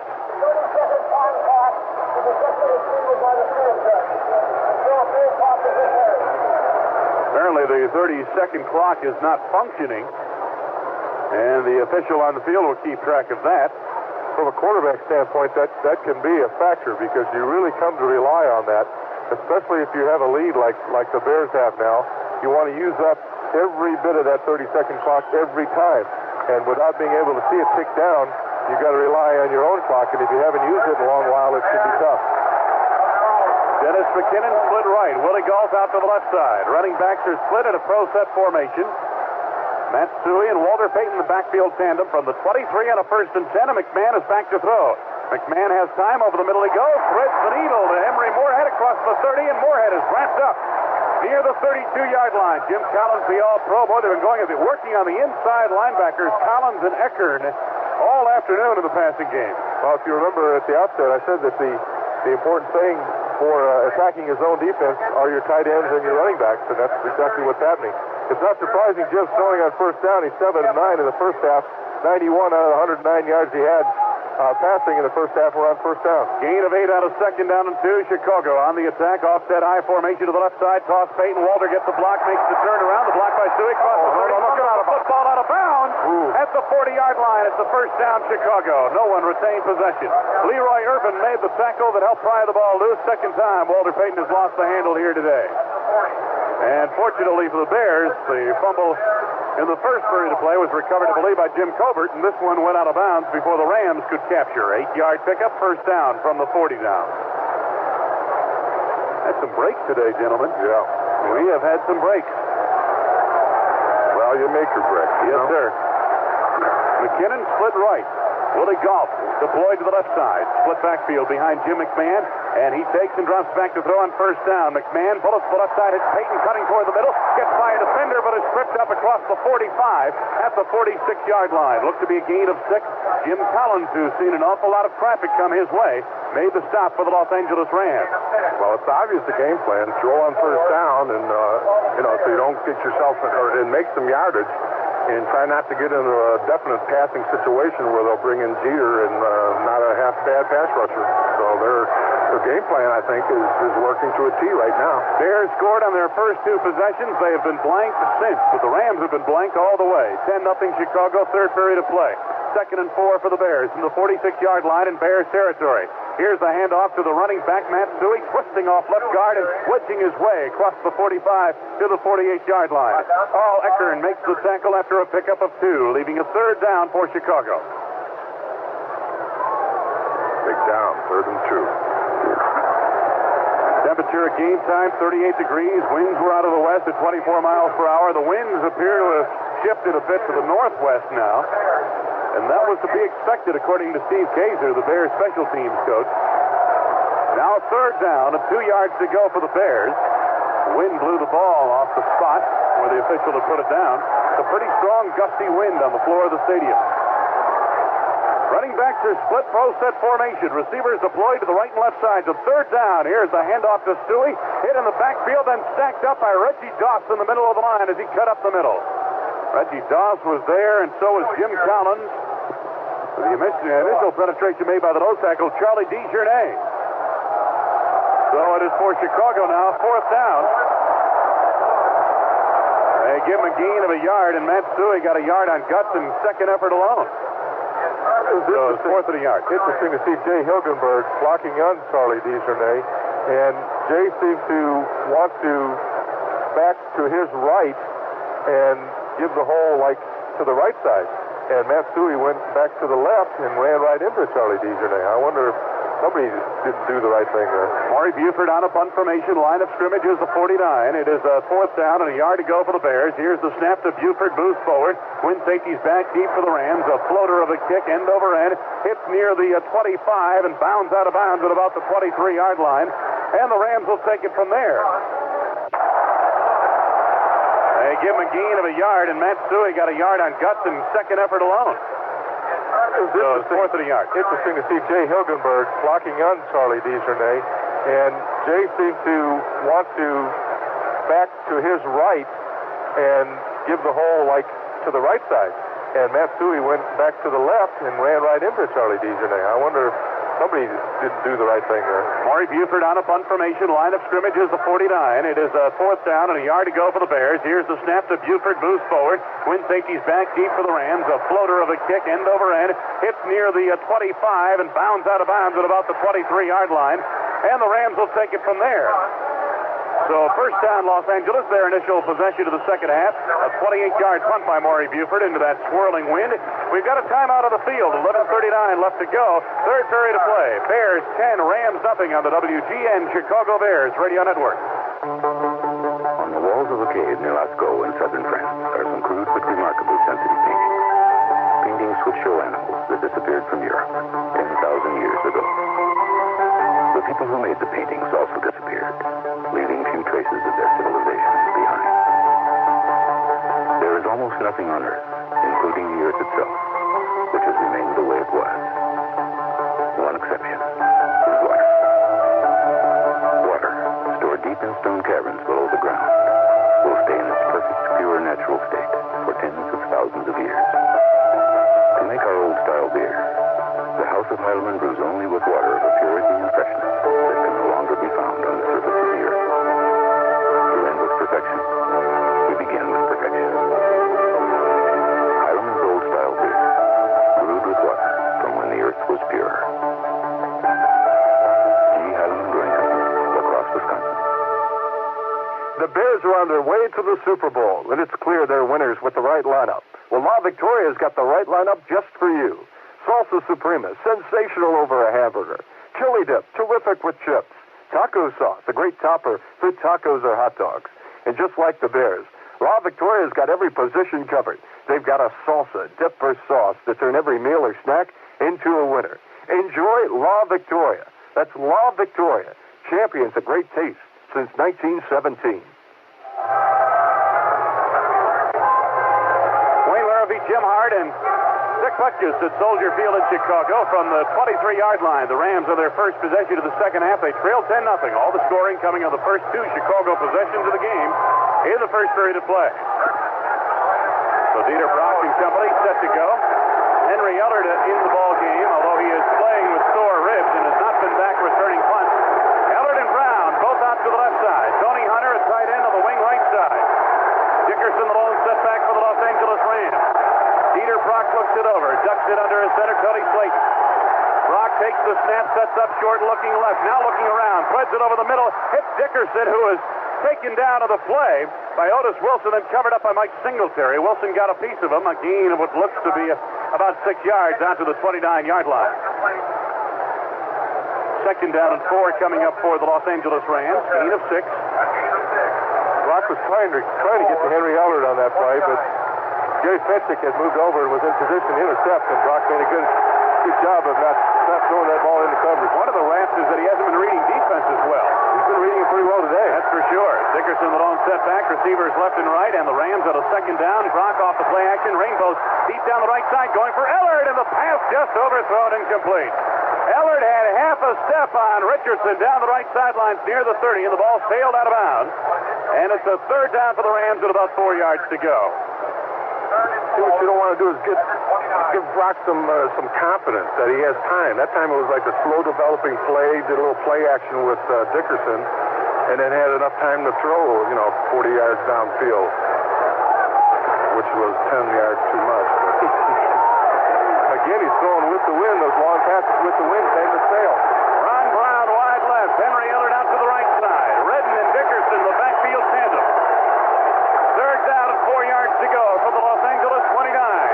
Ellard in motion to the left side and back to throw. Dieter Brock under some pressure gets it away on the right side for Ellard, and the pass incomplete. Off the hands of Ellard, and pass interference will be called on Richardson, who came over to make the play. Not catchable. Not catchable at all. I disagree with that call. Sorry. That pass was wide. Ellard did well just to get one hand on it if he got that much, and Richardson was there with him. Defense, number 27. First down at the spot. Pass incomplete near the 48-yard line, and that's where the flag was thrown. So the Rams will have it on a 1st and 10. Regardless, whether he did it or not, it's putting pressure on your defense. Like we were just saying. I mean, it's tough to contain Brown and Dickerson for a full course of 4 quarters of the game, and we're giving them another break here. It translates to a 19-yard penalty, 5 penalties, 44 yards assessed against the Bears here this afternoon. High formation backfield, receivers deployed to the left and right side. Dickerson, the tail of the tandem, the handoff to Dickerson, slanting off right tackle. Dickerson fumbles the football. The Bears have recovered near the 48-yard line of Chicago. It looks like Mike Richardson on the bottom of the pile got the football. That's two fumbles. Buddy Ryan said he's going to put it down 3 times. Mike Richardson on the fumble recovery, and the Bears stop the Rams and take over at the Chicago 48-yard line. Best field position for the Chicago offense since the first period. And Dickerson had a hole to run through there. Yeah, he did. He got through. Gary Fensick was blocked out of the play, and Gary's usually the last bastion of defense.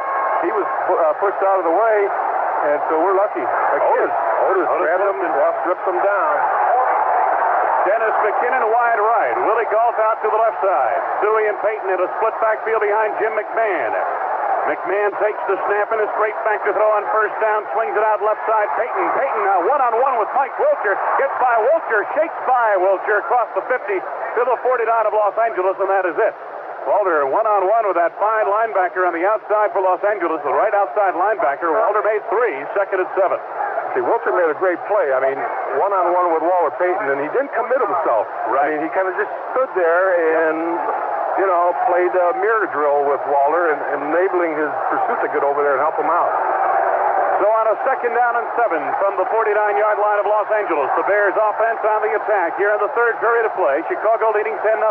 Galt out to the left side. McKinnon split to the right. Running back to the pro set formation. McMahon dropping back. He fires the right side. The pass incomplete. Headed for Tim Reitman. It was well off the mark. Looked like Jim just threw it away. Mel Owens had the coverage out of the right flat. Third down now for Chicago. 7 yards to go. McMahon 12 of 19, 125 yards. It was good coverage by the Rams, and it was a good job by Jim McMahon in throwing the ball away, knowing that the time clock in his head was going off, saying, "Hey, I better get rid of this ball. There's no one in there, and the rest is going to get me sooner or later." And he did a good job of getting rid of it. Dennis McKinnon comes out now in this third down play, and Fred Cato over to have a look. Seemed to be pointing toward his ribs. Jim McMahon of the shotgun formation. Marjoram and Galt both deployed to the left side. Gentry in motion to the right. Here's the snap on third down to McMahon. McMahon under a rush. Fires it left. He flips the needle to Willie Galt inside the 40 at the 39-yard line. A first down. Vince Newsom was right there along with Leroy Irvin, and I don't know how he fed it in there. 10-yard pickup, first down Bears. Boy, Willie's made some good catches today. You know, we used to talk about sometimes he has trouble catching a ball in a crowd, but one in the first half, and that one right there is as good as the catch you want to see, right between two defenders, and not a half-pad throw by McMahon also, who took a real hard shot after he threw the ball. Oh, I think that was a darn good throw because Irvin and Newsom were right there, and he had to put it on the money. Really tough for this old linebacker to say good things about quarterbacks. Isn't it so? Well, offset I formation, now the straight I in the backfield. Here comes McKinnon in motion to the near side. He's back in the game. The toss to Payton, sweeping left, nowhere to go. Turns to the outside, stiff arms his way, and is taken out of bounds. A loss of yardage. Leroy Irvin, the man on the near side, who cut him off. And Payton out of bounds back near the 43-yard line. Looked to be a loss of 4. With a break of the action, let's take this 10-second timeout of the Chicago Bears Radio Network. Nothing goes with the Bears like the Browns. Chicken, that is. To feed parties with lots of hungry fans, call Brown's Chicken Catering at 4 BROWNS. Wayne Larrabee, Jim Hart, and Dick Butkus at Soldier Field in Chicago. The NFC Championship Game on the line, a trip to Super Bowl 20. We've got 9:32 left to go, third period of play. Bears are leading the Rams 10-0. Second down and 14 yards to go now from the 43-yard line of Los Angeles. Running back shift to the backfield behind Jim McMahon. Receivers right and left. Galt out to the left side. Here's the toss to Suey. Sweeping left. Suey runs into heavy traffic. Gary Jeter leading the charge along with the Charlie DeJournay and Vince Newsom supporting from the secondary. And a gain of maybe a yard or so, but that's it. Give him a gain of 1, and it's a third down and passing situation now for the Bears. Dennis McKinnon looks like heading back to the locker room.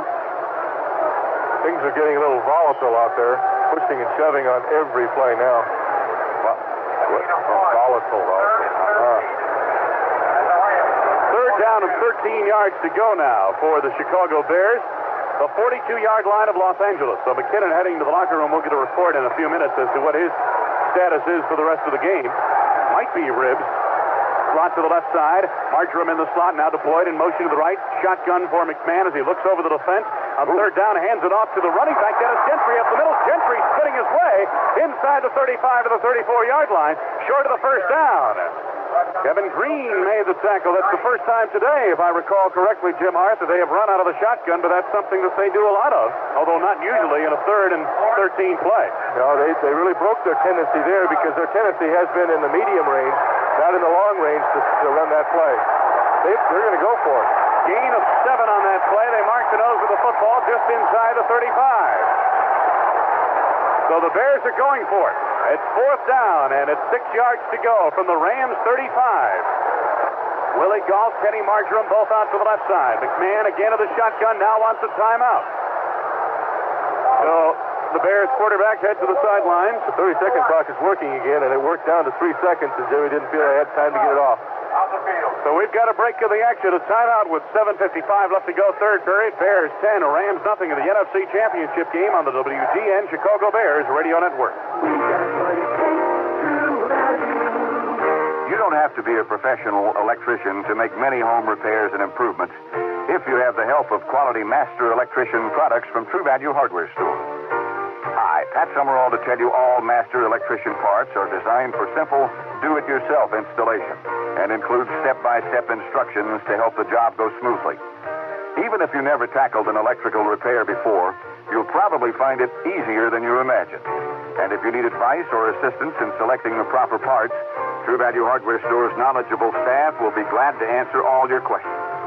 So whether you're planning to rewire a lamp, change an electrical outlet, or install a light switch, You're sure to find what you need in the selection of master electrician products exclusively at participating True Value hardware stores and home centers, where you'll find values in every department.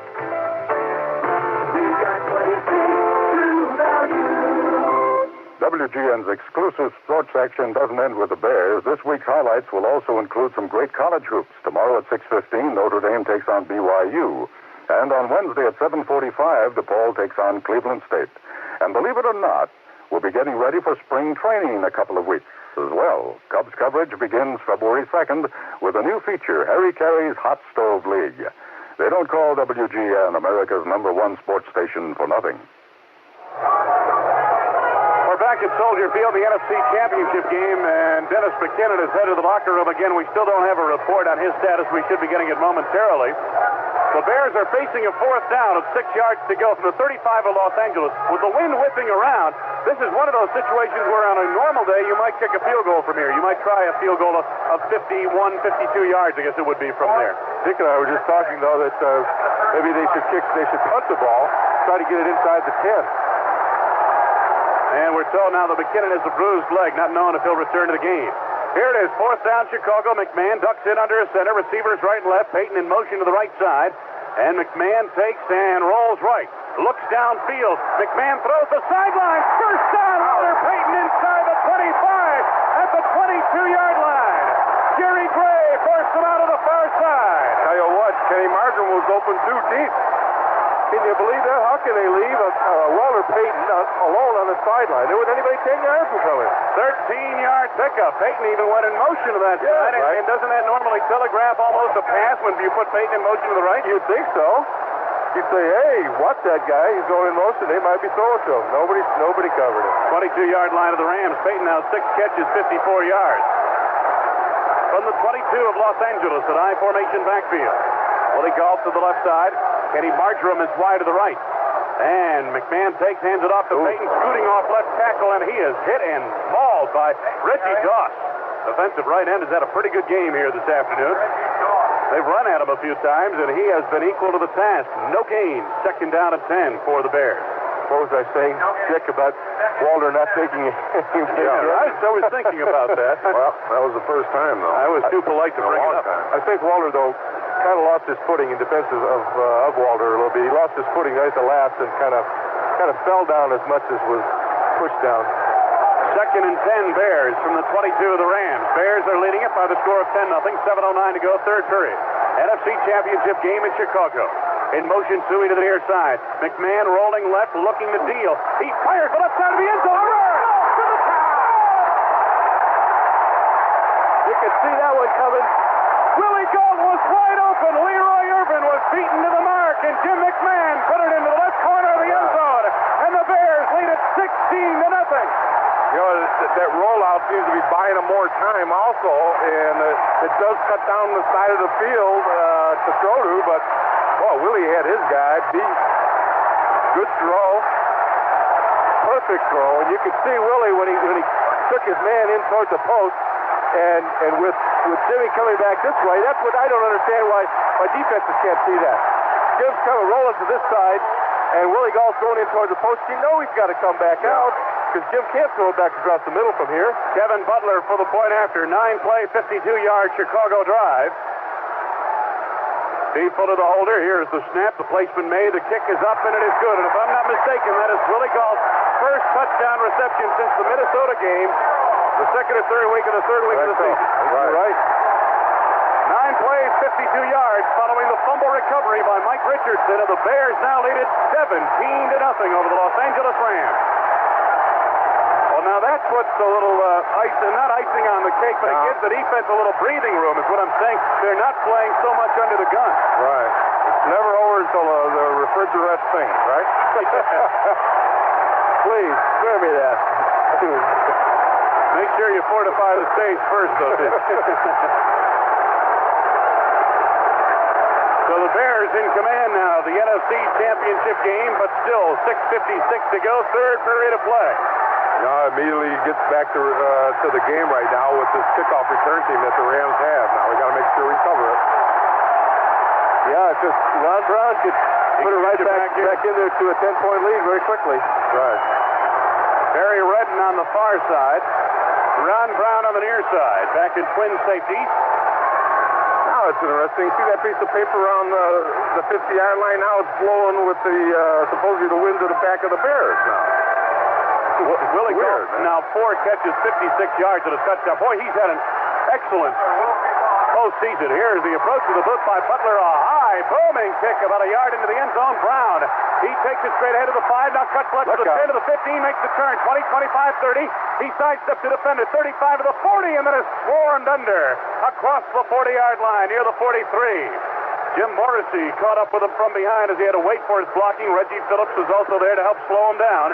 43-yard return, and it'll be first down now. Actually, 44th. They're going to mark it out at the 44-yard line. Give him 45 yards on that return. He took it about a yard deep. Well, see, it was a nice high kick, which enabled the Bears' kicking coverage to get downfield. And once you break away from that first wave, with his speed, he can get it out there. So now they got it at the 44-yard line. Eric Dickerson, the lone setback. The Rams from their 44-yard line. Receivers deployed to the left and right side. Henry Ellard wide to the right now goes in motion to the left. Ron Brown, the wide receiver to the left. Dieter Brock back to throw, looking left all the way. Swings into the short center. Hits his man, and hammered down on the play is the wide receiver, Henry Ellard. Wilbur Marshall really crunched him near the midfield marker. They're going to mark it to the 49. It's a gain of 5. My goodness, I don't know how he hung on to it. Ellard's first reception. Gain of 5 on that play. Bobby Duckworth deployed to the left side. Henry Ellard comes wide to the near or right side. Running backs are split, pro set formation. Here's the handoff on a delay. Dickerson cutting left, makes the turn around the left end. He's hit from behind by Singletary and brought down. He flipped the tackle attempt by Wilbur Marshall, then Singletary and Frazier captured him on the far side near the Chicago 45, but Eric Dickerson has picked up a first down for the Los Angeles Rams. Their second of the second half, only their 5th on the afternoon, a gain of 6 on that play. Jim McMahon is wearing a headband this afternoon that says Roselle. Is Roselle written on a white headband? Or Roselli, whatever. Receivers straight to the left and right side. Duckworth, a big play receiver to the left. And Dieter Brock back to throw, looking right now, looks over the middle. He pops it up. And intercepted by Les Frazier near the 31. Frazier making a circle route back to the 28 is brought down on the play as penalty markers fly. Frazier taken down near the 29-yard line. Stepped in front of the intended receiver and picked it off. A good read by Les Frazier. And the thing about it, he had some time to throw the ball, and he just, threw behind his receiver. The penalty on the play is against the Rams for whatever reason. I didn't see a flag. Is there a flag? First down, Chicago Bears. Apparently somebody might have thrown a beanbag on that play. That could have been it when they were marking the ball. Well, no, the referee turned his mic on, but we didn't hear it. And they're going to mark something off. I thought I saw a flag, but sometimes they'll throw a marker flag instead of a beanbag to mark the ball. We do not get an explanation on this. First and 10 from the 29, folks. You're going to have to do with that. It's Chicago football. That's all that matters. That's all that counts, right? And what else is more important than that? 5:18 left to go. Third period of play. 17-0. Bears on top. Chicago football from the 29 of the first and 10. Running backs are split behind Jim McMahon. Gault out to the left side. McKinnon has returned. He's wide to the right. Hand off to Suey. Slanting and slicing off right tackle out across the 30 to about the 34-yard line. He gained 5. Jim Collins made the tackle. Reggie Doss was also there.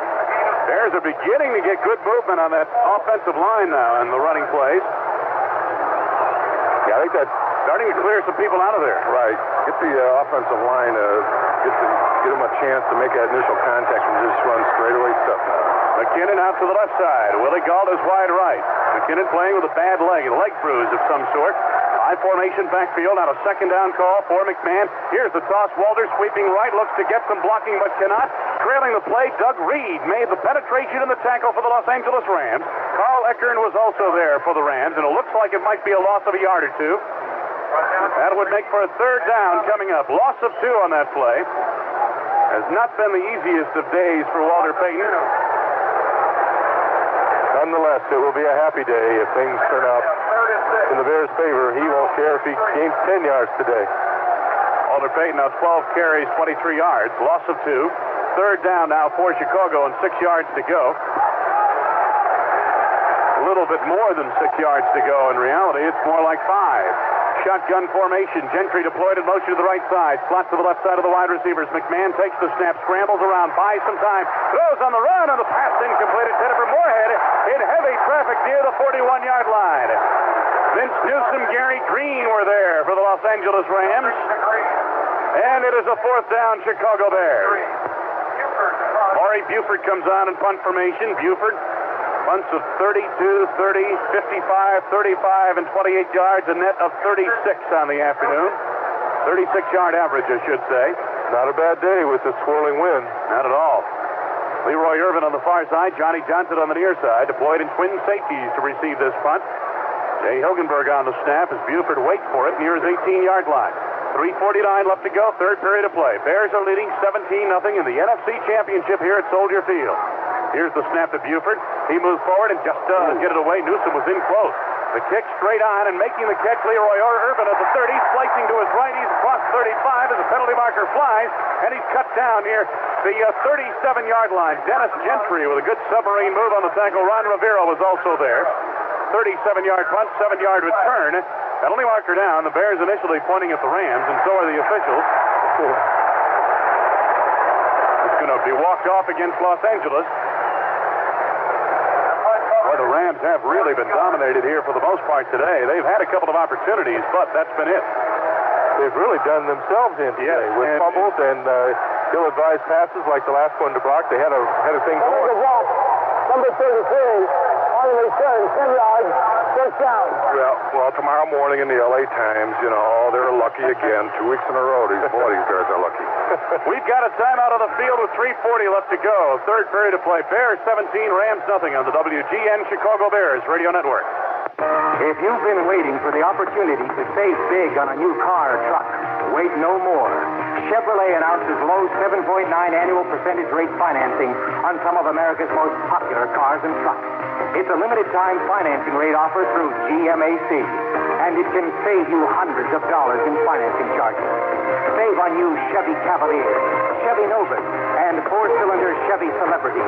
Save hundreds on top new C10 and K10 full-size pickups, on 40 Chevy El Caminos. Save on the cars and trucks Americans preferred most in 1985. And your Chevy dealer has them in stock now. But hurry, you must take actual retail delivery out of dealer stock by February 22nd. Dealer financial participation may affect consumer costs. See your participating dealer for qualification details and get low 7.9% financing on the car or truck you want now. Bear fans, get a free Black and Blues Brothers poster and 7.9% financing at your Chicagoland and Northwest Indiana Chevy dealers. Amico presents the Amico Sports Profile. We're here with Jeff, the great Garant, famous French-Canadian hockey player. Jeff? Hello. Who are your idols? Charles de Gaulle, Napoleon, and Bob, my dentist. Fantastic. What keeps you going? Amico Premium Electric Gasoline. Great gasoline for the great Garant. Oh, you could say that again. Who's your favorite character in a play? Stuck in the Midsummer Night's Dream. Predictable. And where do you go to relax? Oh, the penalty box, huh? Amazing. What's your biggest obstacle? Oh, the ice, huh? It's very slippery, huh? When I go out there, it's dangerous. You're kind of... Bears offensive line did not give up a sack last week against the Giants, who led the NFL with 68 sacks on the season. The Rams sacked opposing quarterbacks 56 times in the regular season and sacked Danny White 5 times last week, and they have not touched Jim McMahon as far as the sack is concerned, or they've gotten to him twice here this afternoon. The Bears have not sacked Dieter Brock as of yet. Brock is 7 of 20, 46 yards, 1 interception. From the 23 on a first down, the Rams in action. The receiver is straight to the left and right side. Eric Dickerson, the lone setback. Dieter Brock looking it over as he ducks it under a center. Tony Slayton and Brock back to throw. Brock has time. Lost the left side for Tony Hunter, and he overthrew him incomplete. Wilbur Marshall had the coverage. Hunter was trying to break to the ball, but it was well overthrown near the 40-yard line down the left side. I'd tell you what, on most of his passes, he hasn't even been close. And some of those passes have been short passes that almost anybody can throw. Well, Well, he's what? In a few minutes, he'll be going into the wind. Maybe that'll help him, as you've been saying, Jeff. I don't know. So, it proves one thing about quarterbacks. What's that? They're not all created equal. How about that? Profound statement. Hunter on the wing, right side. Receivers wide to the left and right side. Hunter in motion to the left. Dickerson the lone set back. And Dieter Brock at second and 10. Looks to throw. Pumps one. Under pressure. It's back in. Has it. And brought down. Inside the 20 near the 19-yard line. It's a loss of 4. First sack of the afternoon for the Bears. I tell you, no one worked harder than that defensive front four. Van Hampton coming back, 5 knee injuries and everything else. He just kept after him and finally made the sack. That's great to see. Third down and 14, and Jim Hart, that looked like a coverage sack to me. I think it was, because Dieter Brock had time to throw. He had the normal amount of time, bought some extra time for himself, and moving up into the pocket, still had no one to throw to. Third down and 14 from the 19-yard line. Rams territory. Bears are leading 17-0 late third period. Dieter Brock back to throw. Looking around, scrambling left. Brock under siege, gets it away on the right side, and off the hand of the intended receiver, David Hill, near the 22-yard line. Oh, I'll tell you, Dieter Brock was really under some pressure. Tyrone Keys was all over him.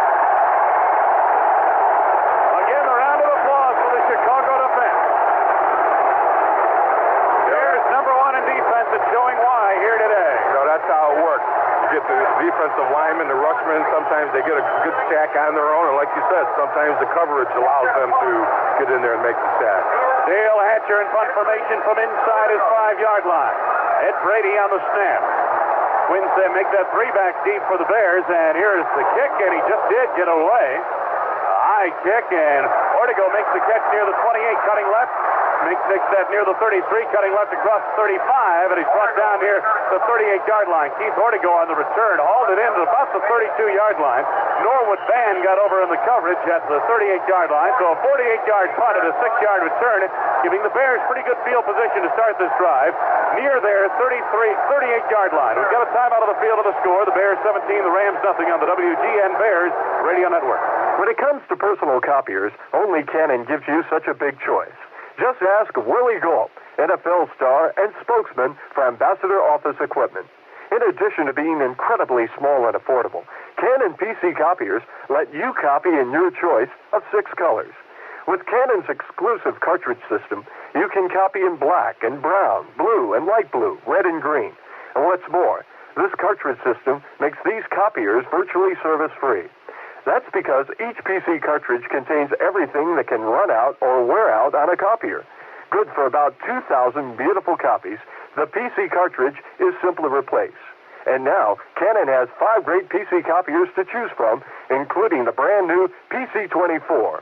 Its unique stack sheet feeding system will let you make multiple copies on any size paper, from business cards to legal.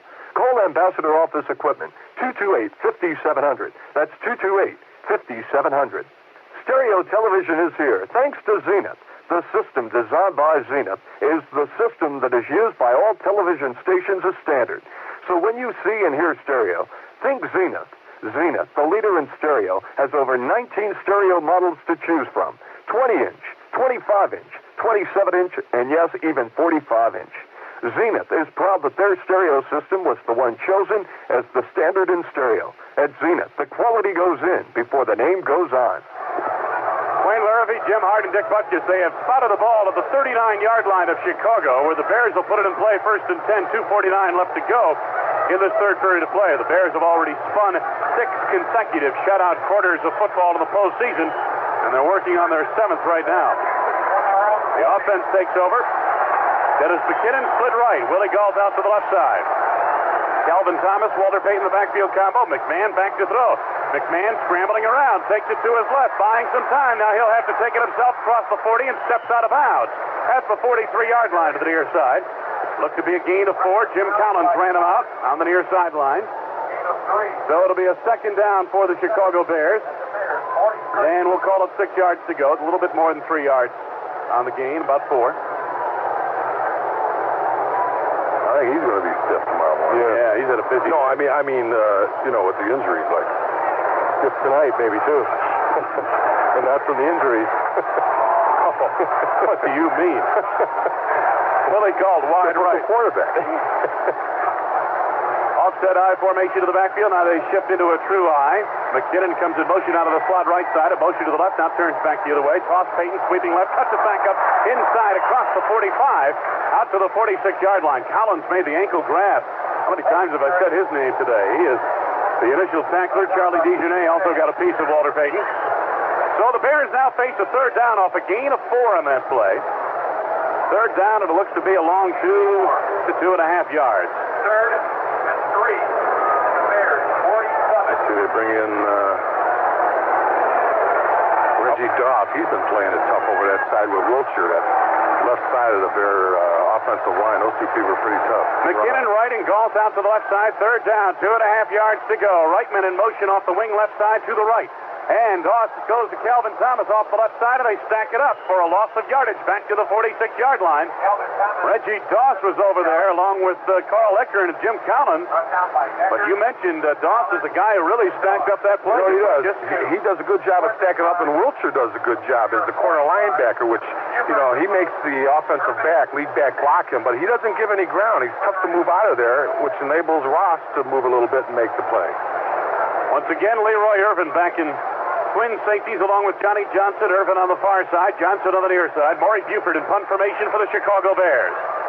It is a fourth down for the Bears. They lead here in the third period, 17-0. A minute 16 left to go, third quarter. Here's the snap. Buford moves forward and gets good leverage into the kick. A high kick, and the ball hits near the 30 and bounds to the 20. Still on the roll, and the Bears have it well covered, and they will down it in the vicinity of the 18-yard line. All right. First down, Rams. They start inside their 20. 37-yard punt, no return. Been a lot of unreturnable punts here today, or the Rams have elected not to return a lot of punts today, I should say. They mark that football to the 18-yard line. First down, Los Angeles. All right, nothing cheap. Make them work. 17-0 Bears. A minute straight up to go. Third period of play. Bobby Duckworth is wide to the left side. Henry Ellard comes out to the near side. Ellard, 54 receptions, a 15-yard average this season. High formation backfield. Dan Hansen, it appeared, jumped off sides and made contact, and the penalty markers are down. The officials hold up the action. Looks like the Bears jumped off sides. Enforcement. Defense, number 99. 5 yards, still first down. Dan Hansen, the guilty party. 6 penalties, 49 yards assessed against the Bears, while the Rams have been guilty of 2 penalties and 10 yards. They haven't called the Rams with the holding yet, have they? No, maybe the warning. Oh, I'm sure they're not holding that. No, not at all. With Buddy Ryan saying that Dallas game was like all-star wrestling in the trenches. High formation on a first down and 5. Back to throw, Dieter Brock launches it deep down the left side, going for Duckworth. His pass is nearly intercepted by Les Frazier.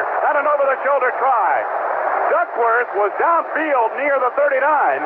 Frazier almost made a play on it toward the sideline at about the 42, and the pass came straight over his head, and that's a tough ball to catch. Well, credit the wind, first of all, for saving a touchdown for the Rams. Oh, yes, because Duckworth was wide open. If he throws it like he can and without the wind affecting it, it's a touchdown. He had him beaten.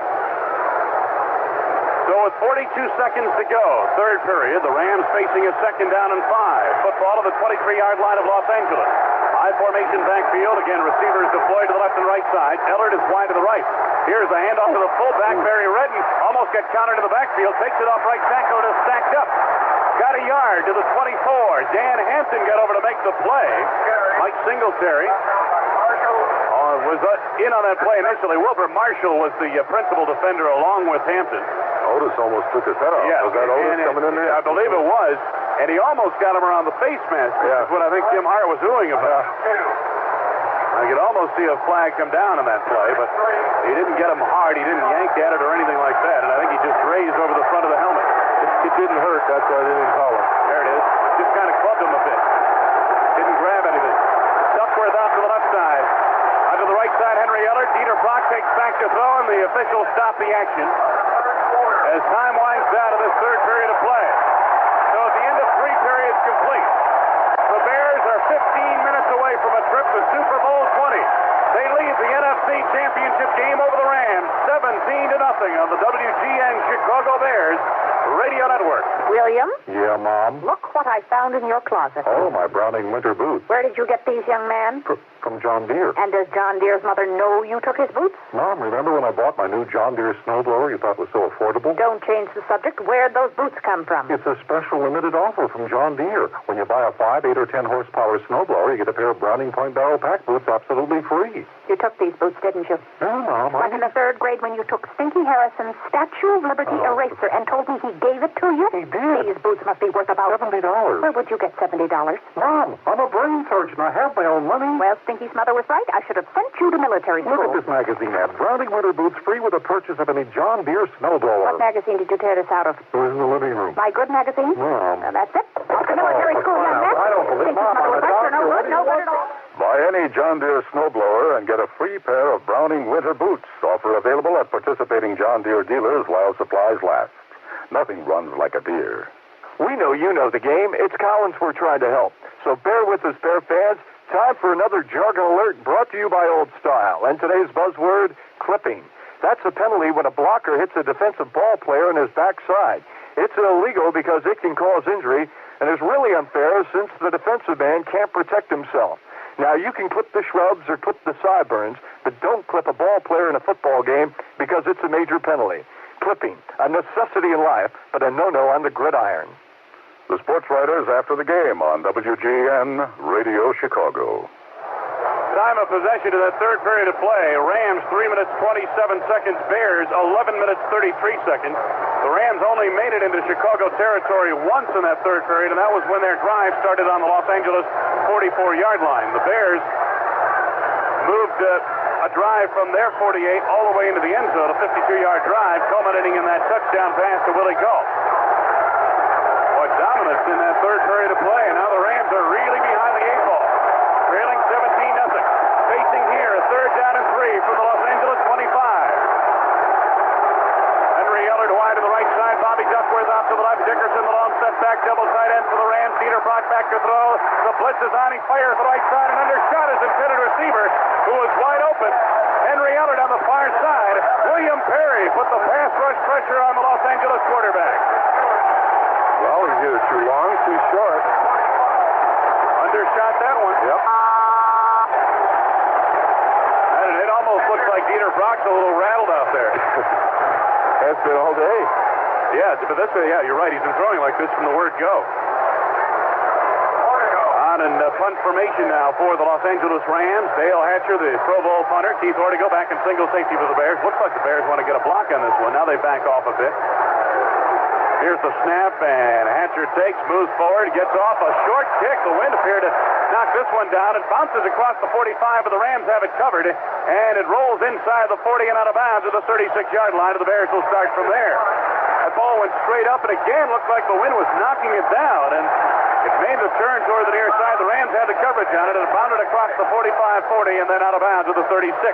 A 39-yard punt, no return. The Bears take it from their 36 when we resume. We've got a break of the action. Let's take a 10-second timeout on the WGN Chicago Bears Radio Network. Nova, the brightest new star from Chevrolet. It's the best of both worlds. See it today at your Chicagoland and Northwest Indiana Chevy dealers.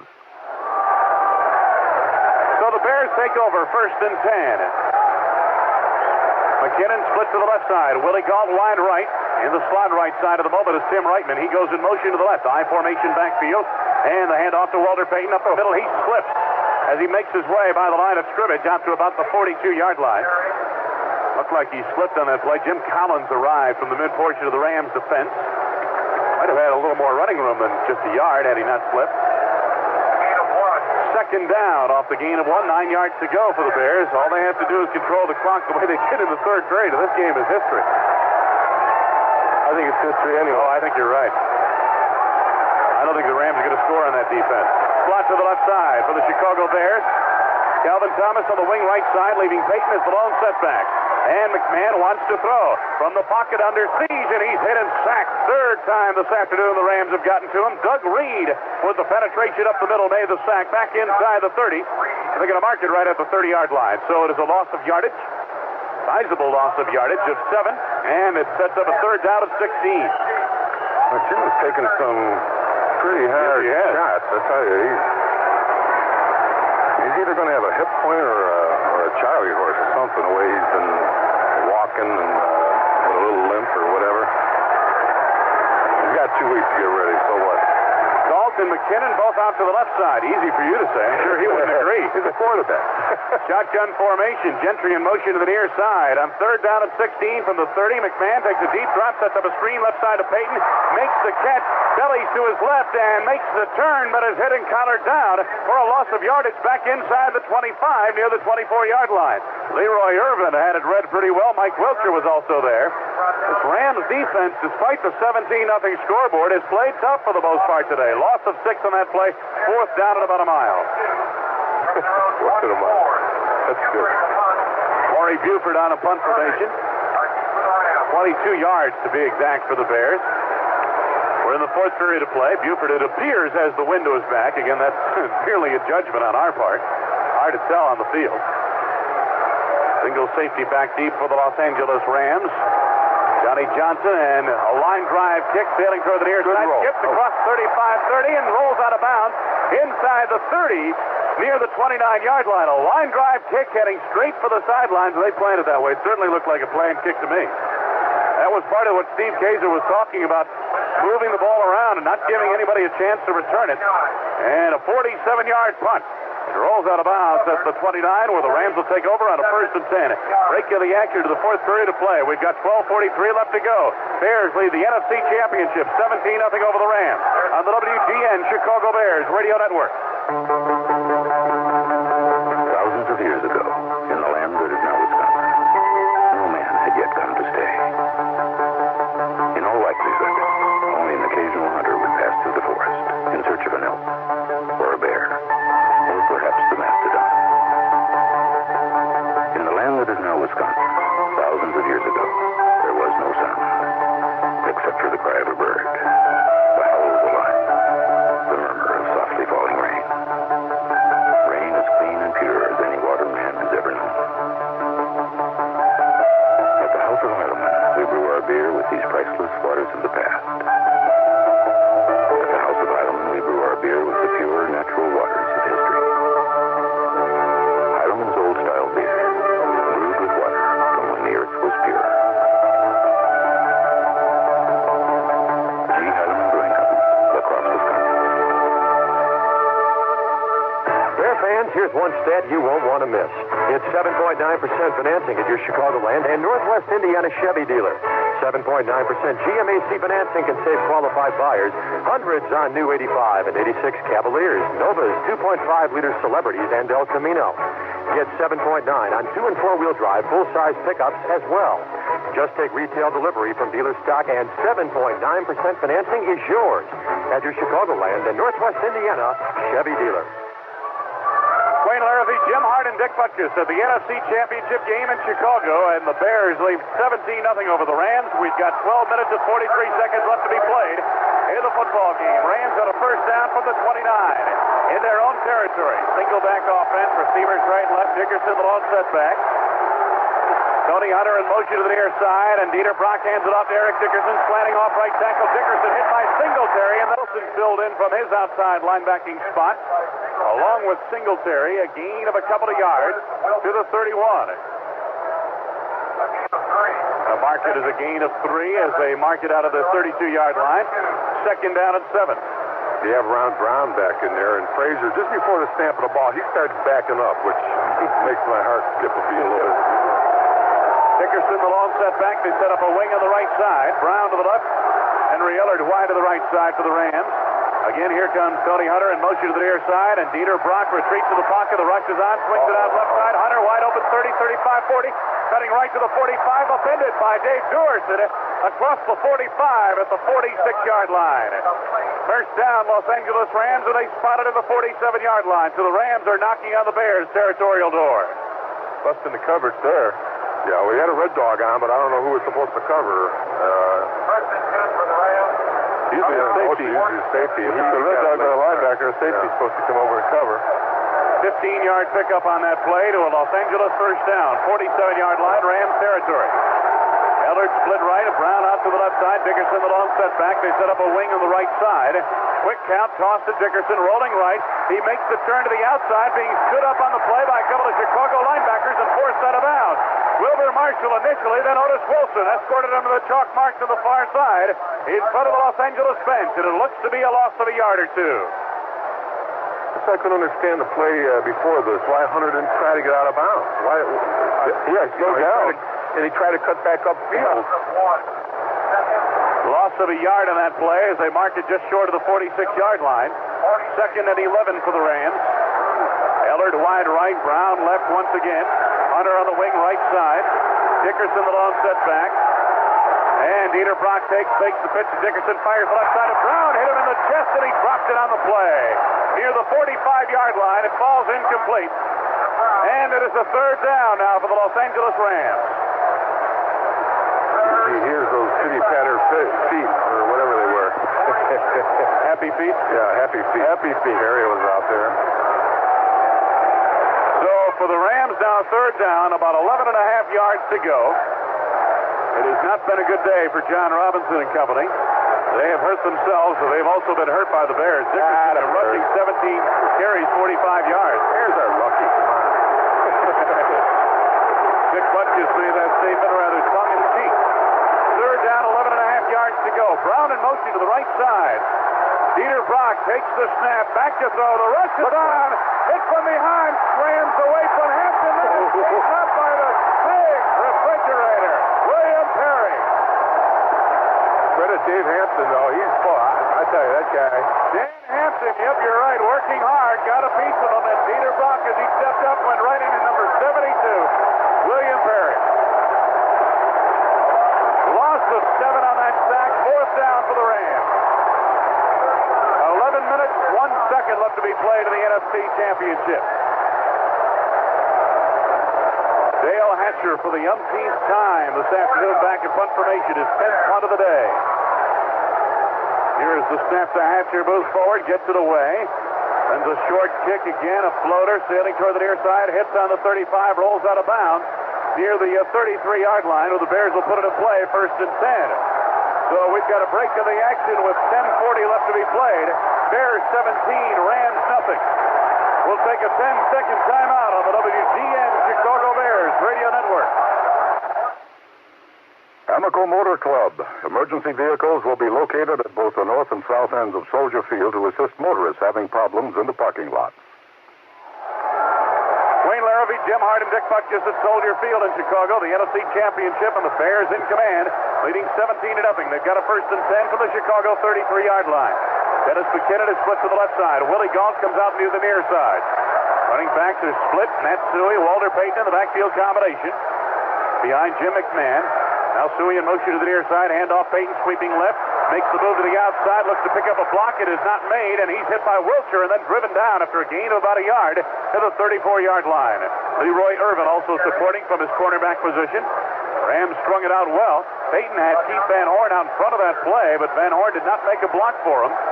And Walter, as he kept going to the outside, ran into nothing but white Los Angeles jerseys. It'll be a second down now for the Bears at about 9 yards to go. Gain of a yard. Coming up on the 10-minute mark, left to be played. Is that snow coming down or what? That's snow. Receivers wide to the left and right sides. Willie Gault out to the left side. McKinnon split to the right. Lone setback, Payton. Suey on the wing left side. Deployed in motion to the left. And Greg Meisner jumps over the line just before the snap. Penalty markers down as Meisner grabs down to the quarterback, Jim McMahon, and I believe it's going to go against Los Angeles unless he was drawn offsides by the Bears. Looked like it was guilty on the defense. Hey, guys, I'm betting that was Jay squeezing that ball. Because we've talked about it in the locker room, and he'd say every once in a while, you remember that offside? He said, I squeezed it. I bet he did it that time. That was a trick. The old veteran Jim Hart talked to Jay about what? Early in the season, wasn't it? First month. Oh, now he's going to get the credit for the Super Bowl now? Come on. I We talk about quarterback. Oh, come on. Perfect example. Just now. one little thing. I'm not telling the offensive lineman what to do. One of the subtle keys to super season, Jim Hart. Second down, and for the Chicago Bears, second down and 4 yards to go. Here's the handoff. Walter made a stutter step toward the middle, and that didn't fool anybody. Gary Jeter jumped on him and helped to shove him back with a host of Los Angeles defenders. Nothing up the middle for Walter Payton, maybe a gain of a yard, and they're going to mark it near the 40-yard line. So it'll be a third down for Chicago now. Third and about 3, and it's snowing out here. Yeah, I'd say so. It's really starting to whip out there.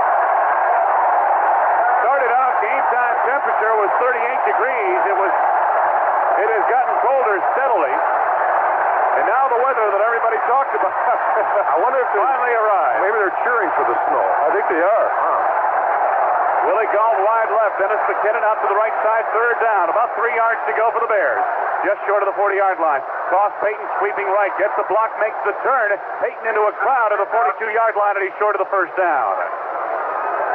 Picked up a block off the right side of the line. Greg Meisner was there. The Rams flowing very well defensively to the football. They do. They do a good job. The corner linebackers in their containment really do a good job. They either stand up their blockers and force the runner to go in or outside, and then with the pursuit that comes in, they do a good job in stopping those wide running plays.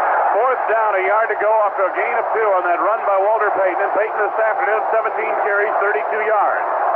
Well, Walter doesn't care about statistics at this point. The only statistic he cares about is on the scoreboard. And that would mean a trip to Super Bowl 20 if this one stands up. It's 17-0 Bears. Buford gets the snap and punt formation, end over end kick. Sailing toward the near side, hits on the 30, and then is hit on the play by Jim Morrissey up across the 30 near the 32 or 33-yard line as it took a Los Angeles hop. 26-yard punt, no return. And they're going to mark it near the 32 apparently. So it'll be first down for the Rams from their 32-yard line. We have 7:51 left to be played in the game. Time out of the field, 17-0 Bears over the Rams. Fourth period of the NFC Championship in Chicago. This is the WGN Chicago Bears Radio Network.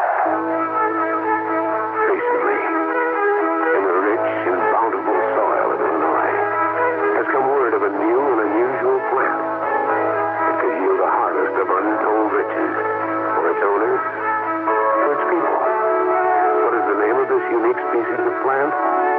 Some call it Diamond Star. But for the thousands who will work and grow here, it is known by a simpler name, the Chrysler Mitsubishi plant. And it's indigenous to only one place on Earth, Illinois. Perhaps you own a thriving business, large or small. They're searching for growth and commitment, for training and financial assistance. If so, we invite you to look at the stake Chrysler Mitsubishi found fertile enough to plant roots in. The thriving and nurturing business climate of Illinois. Call the Illinois Department of Commerce and Community Affairs at 1-800-252-2923. Amico presents the Amico Sports Profile. We're talking to Olympic diver Dave Heftin, gold is now preparing to dive from the 50-meter platform. Get me down from Dave, here. what's your greatest fear? Heights. Amazing, Dave. Pet peeve. Synchronized swimming in chlorine. Incredible, Dave. Are you going for the gold? The gold pump. Amico premium lead free. Quality gasoline. Who taught you how to swim? I can't swim. I just died. Of course, favorite food? Why is that, son? Terrific. Show us your new dive. I call it twist and shout. Your condo. Wayne Larrabee, Jim Hart, and Dick Butchers at Soldier Field. Snow subsiding a bit right now. But the Bears have the Rams on the run. 17-0 in the fourth period of play. I wonder how Madden feels when his childhood buddy Johnny Robinson across the field. Henry Ellard wide to the right side. Bobby Duckworth out to the left. Tony Hunter on the wing right side. Rams on a first and 10. Near the 32-yard line, Los Angeles territory. Hunter comes in motion to the near side. Brock back to throw. Brock buys some time, stepping right, fires over the middle. It's incomplete. Pass off the mark intended for Henry Ellard. Mike Richardson had the coverage for the Bears near the 45-yard line. Ellard cutting across the middle. That pass really, again, off the mark by Dieter Brock. It was. I don't know. Well off the mark. Ellard was open, too. Yes. Second down and 10 for the Rams. You know, how do you explain it, though? You know, 12-5, they got to the championship game with a bad quarterback, supposedly. He must be doing something right along the line. Throwing for 6 completions. He's not that bad. He's just had a real tough time, I think, with these wind currents down here, as well as with the Bears pass rush and the pressure he has felt. High formation backfield now for the Rams. Lone wide receiver to the left side is Ellert. Here's the handoff to Barry Redden, darting off left guard. Redden out across 35 to the 38-yard line. Gary Fensick made the tackle on the play for the Chicago Bears. Gain on that play of 5. Third down and 5 yards to go. The Bears just assume the Rams run home afternoon or for the final 7 minutes, 30 seconds here. Because that's going to take time off the clock. I tell you, Singletary was motioning to Fensick. I mean, I don't know if they're... I guess they just got him down so down pat, he knows where the ball's going to go, if it's a run or not. Nobody studies more than Mike Singletary, I'll tell you that much. Receivers to the right and left side. Single back offense for the Rams. Hunter in motion to the near side. Brock back to the left. Fires up in the middle of the ball. Pitch in the air. Nearly intercepted by Steve McMichael. Go ahead, Steve. He's going to get it. Boy, is he going to get it. It might have been Dave Duerson on the blitz who got a piece of that football, tossed it right up into the air, and Steve McMichael almost came up with it. And can't believe he didn't. Well, fourth down Rams. Incomplete pass. He's got that bad knee, too. I think he's going to have something done in the offseason. Duerson, number 22, coming up the middle on the pass rush on the blitz, and he knocked down that pass, or actually popped it up into the air. I think it hit him in the helmet. And then on the deflection, Steve McMichael almost pulled it in. Fourth down, Dale Hatcher is on. In punt formation, fourth down for the Rams at 5 yards to go. The snap to Hatcher, moves forward, gets his kick away. A spiral, sailing toward the near side. A hit near the 18, takes the Los Angeles roll across the 15, and is out of bounds at about the 11-yard line where the Bears will start their next drive. First and 10, Chicago, 17-0 Bears over the Rams. 51-yard punt on the play by Hatcher. 6:48 left to go. 6:48 left in the countdown for the NFC Championship.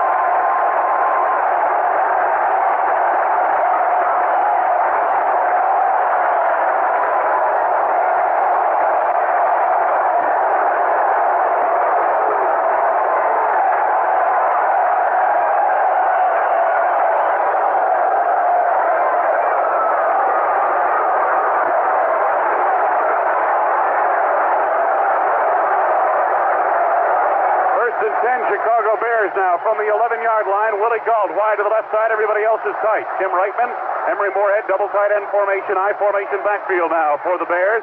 Here's the handoff, Walter Payton off right guard, and Payton is stacked up, nowhere to go right there. I tell you, the Rams had that side completely bottled up. Leading the charge, Reggie Dawson on the near side, and also with on that tackle, Greg Meisner, the defensive nose guard. Gain of a yard, second down. That's why, like last week, also, it was important to score first because the defenses do play tough, and to play catch-up football against these people, would have been a different situation. Of course, now they also know that the Bears are just going to run probably the clock out, so they can anticipate the run a lot more. No gain on that play. Second and 10, Chicago at the 11-yard line. Bears in their own territory. Offset I formation, and Jim McMahon takes off the play action, looks to deal, fires the right side for Reitman of the pass overthrown, incomplete near the 23-yard line to the near sideline. Carl Eckern on the coverage from the Los Angeles linebacking corps. Third down at 10 yards to go for the Bears. 6 minutes straight up to go in the NFC Championship game. The Bears are dominating the Rams much the way the Bears were dominated a year ago by the San Francisco 49ers. Although the Bears did not contribute to their demise quite as bad as the Rams have to theirs here today. The thing about the Bears in this situation, you say that the Rams might be tightening down for the run. You can't be certain about that because Jim McMahon's liable to throw it anywhere, anytime. Oh, yeah. Willie Gault split to the left side. Dennis McKinnon in the slot of the left side. Shotgun formation for the Bears. Third and 10 from the Chicago 11-yard line. In motion, McKinnon to the near side. McMahon barking out the signal, takes the snap, hands it off to Gentry, gets by a defender in the backfield, then runs into Jim Collins and is shoved back. Made the move up the middle, and Collins was equal to the task once again, and he has had a busy day in the linebacking corps of the Los Angeles Rams. Greg Meisner, the nose tackle, was also there. It is snowing steadily now here at Soldier Field, so the Rams, the weather they had said that they didn't fear, the weather that everybody from Chicago was hoping for has arrived. But the game had been decided long before the wind currents changed and the temperature dropped. Maury Buford from his end zone in punt formation. Rams stand to get pretty good field position here unless Buford really gets a hold of one.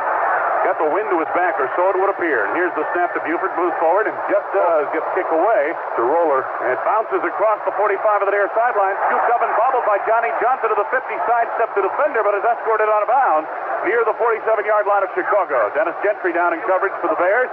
First down Rams. They start this drive, 47-yard line of Chicago. But they trail 17-0. We have 5:08 left to be played in the NFC Championship on the WGN Chicago Bears Radio Network. Living with a dripping faucet is like pouring money down the drain. Hi, Pat Summerall to say a leaking faucet can waste large amounts of water each year, and that could cost you plenty. But with the help of Master Plumber products from True Value Hardware stores, you can easily replace that old faucet with a new washerless style. All Master Plumber products are designed for easy do-it-yourself installation with the help of step-by-step instructions. And Master Plumber faucets from True Value Hardware stores are constructed of durable brass, then covered with a triple-plated chrome finish. Choose a Master Plumber single-handle kitchen faucet with or without sprayer. And be sure to see all the other quality Master Plumber products, too, including bathroom faucets, shower heads, replacement parts, and more, exclusively at participating True Value Hardware stores and home centers.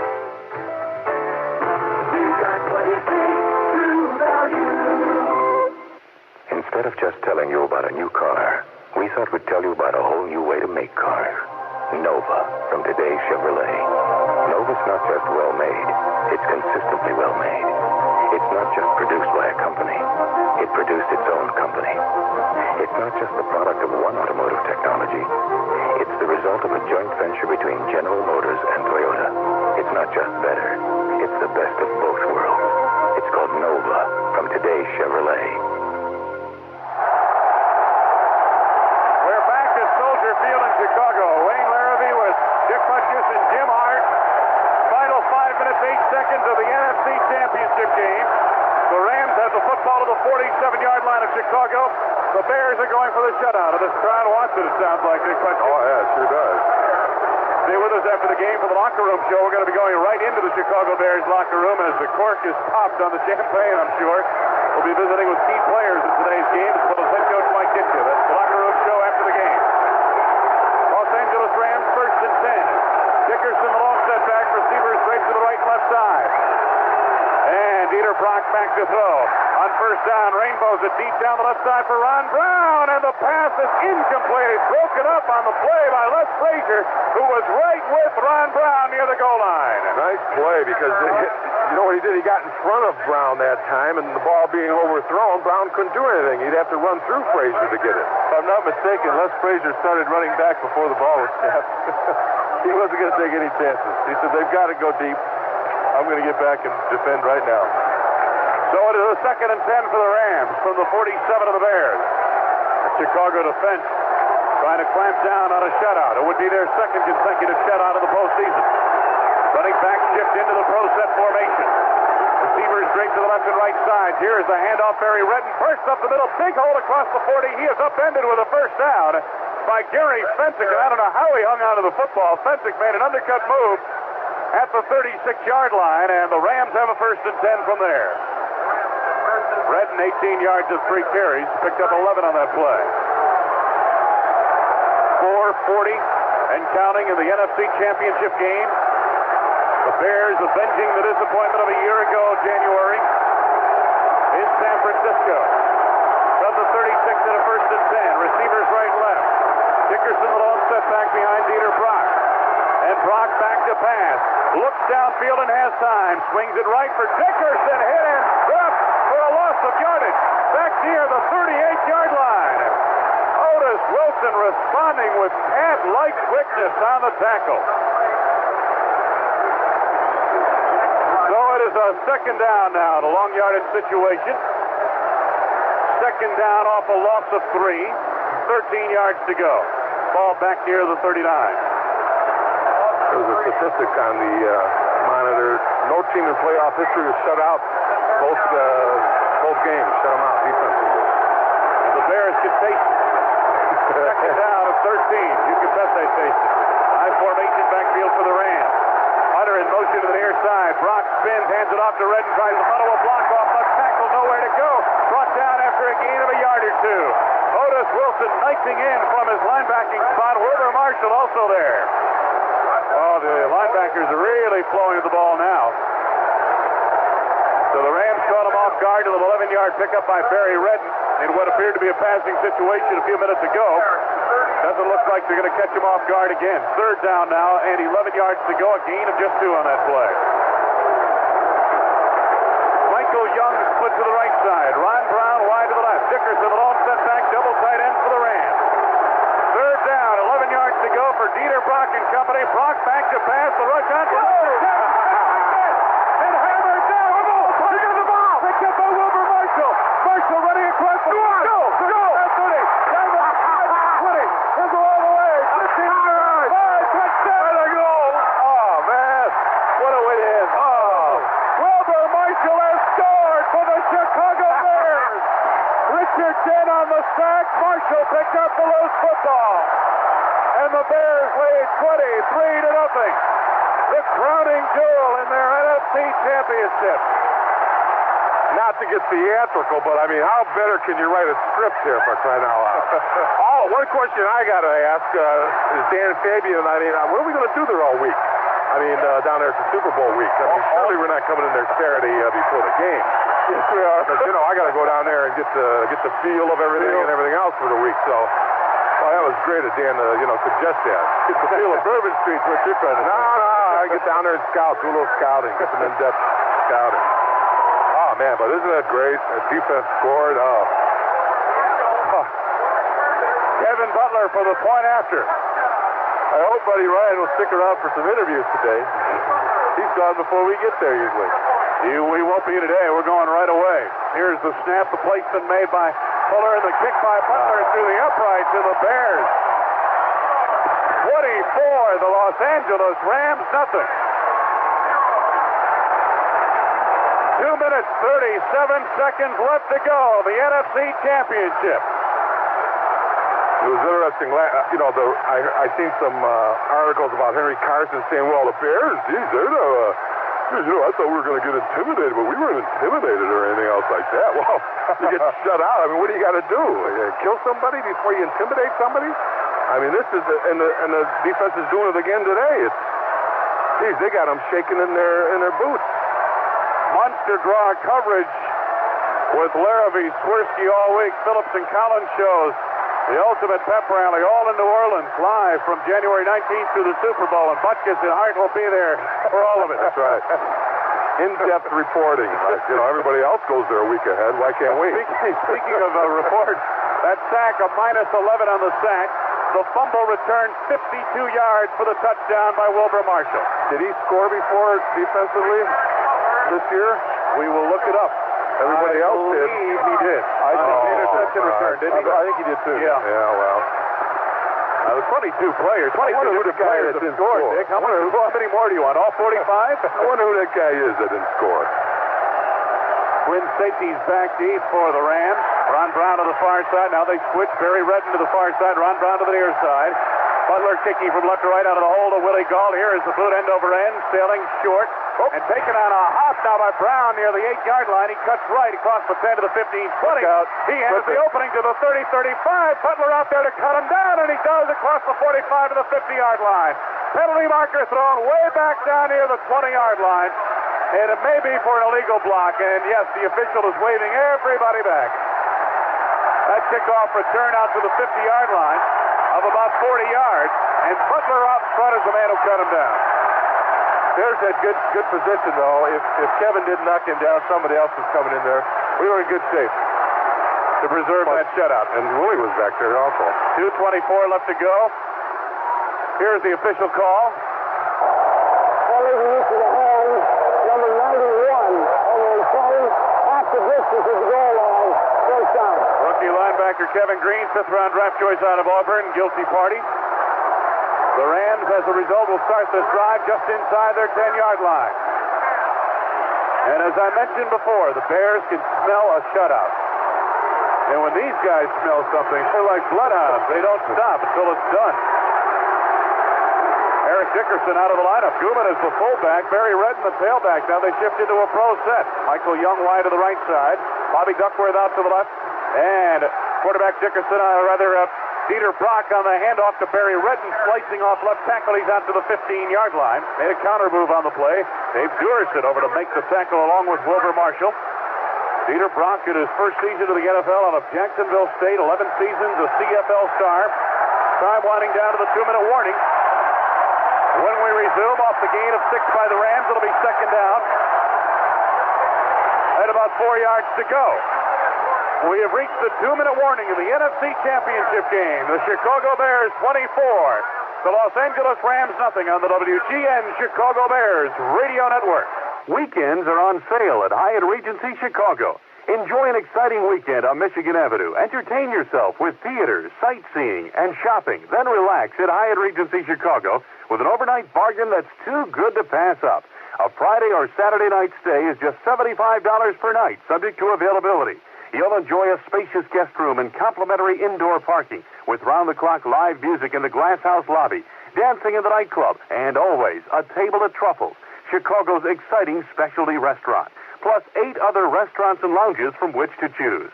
Take in all the magic and excitement of the season in Chicago from a great location just off Michigan Avenue. Just call 565-1234 and have an exciting weekend at the Hyatt Regency Chicago that begins at $75. It's a winter bargain you won't want to miss. For reservations, telephone 565-1234. That's 565-1234. WGN Radio presents Monster Gras, a non-stop extravaganza starting Monday, January 20th, when Wayne Larrabee and I begin daily coverage live from New Orleans. As the week continues, Wally Phillips, Bob Collins, Dick Butkus, Jim Hart, and a cast of thousands arrive to broadcast direct from the French Quarter, the riverboats, the Super Bowl, the New Orleans Hilton, and everywhere the action is. And don't forget, we'll all be there for the biggest, the best tailgate party yet, right outside the main entrance to the Superdome, followed by our exclusive Chicago radio coverage of the Super Bowl. You'll be in New Orleans all week with WGN Radio and Monster Gras. A sign below us in the stands, the wait is over, the dream comes true, and I think that sums up the feelings of just about everybody here in Chicago. Split backfield for the Rams on a second down at 4 yards to go. Now they shift into the eye. Barry Redden, the tail of the tandem. Mike Gooman is the fullback. Dickerson out of the lineup.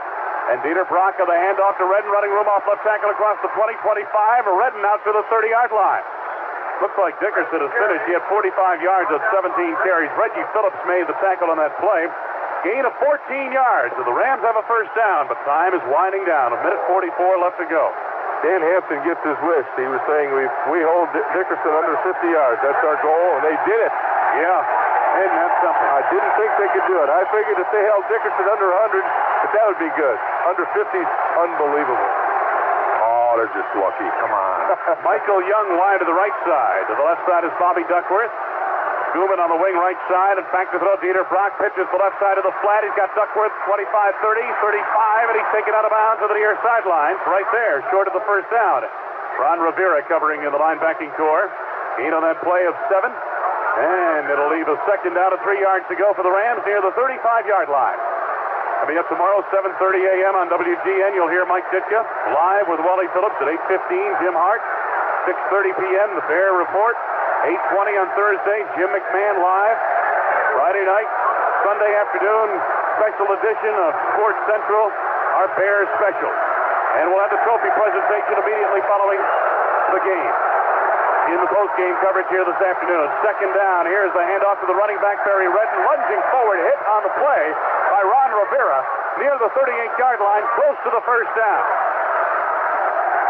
And then he forgot to mention, every day for 5 or 6 days preceding the Super Bowl, we'll get a report right from New Orleans, right after each practice. That's right. Compliments of Dick Butkus. No, wait a minute. That wasn't in the script, was it? Should have seen the look on Dick's face. What? Me? No. I'm going to be there, remember? Well, if I'm there all week, I'll be glad to do it. From the 38. The Rams at a 1st and 10 as they pick up the first down of that play. High formation backfield, receivers right and left. 46 seconds, under a minute to go. Handoff to Redden, fumbles the football. up for grabs. Dieter Brock fouls on it back near the 29-yard line. The official apparently, though, had whistled the play dead near the 33. A loss of yardage. That handoff was made to the running back, and he was hit in the backfield. And when the ball was bouncing around, Dieter was looking around before did I go get it or what? 20 seconds remaining. The countdown is on for the Super Bowl. 16 seconds, 24-0 Bears. I don't believe they're going to get another playoff here. The Rams up to the line of scrimmage. 10 seconds, 9, 8, 7, 6, 5. The Rams over the ball. And here is the handoff. Barry Redden off left tackle as time winds down. And Redden is brought down across the 35 off left tackle out of the 37-yard line. And this one is history with a stunning 24-0 victory over the Los Angeles Rams. The Bears have captured the NFC Championship. For the first time since 1963, they have earned the right to play for the World Championship. Fire up the gumbo and clear the French Quarter. Here we come. New Orleans for Super Bowl 20. Well, I'll tell you what, not only do the players deserve it, the people of Chicago deserve it because they've been great fans for all these years. And I tell you, it's a dream to come true for the players, the fans, and everybody concerned with the Chicago organization. 24-0, 2 consecutive shutouts in the postseason, Dick Butkus. It just couldn't be any more exciting. And right now, let's go down to the locker room. Dave Bennett is down to the Chicago Bears locker room as the Bears enter the tunnel. That's right, Wayne. The Bears are just coming in. The first few players have come into the locker room. Dick Stanfield, offensive line coach, coming in. Clyde Emmerich, the weight coach. Kevin Butler, the rookie place kicker. Congratulations, Kevin.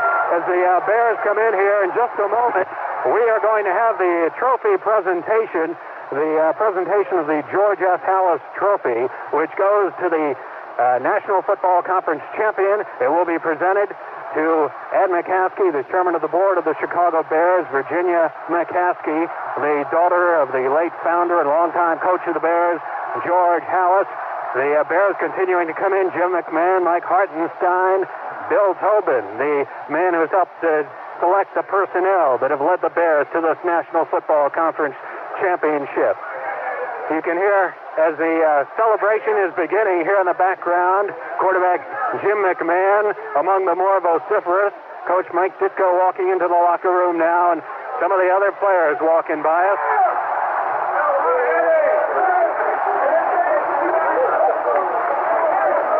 All right, Chad.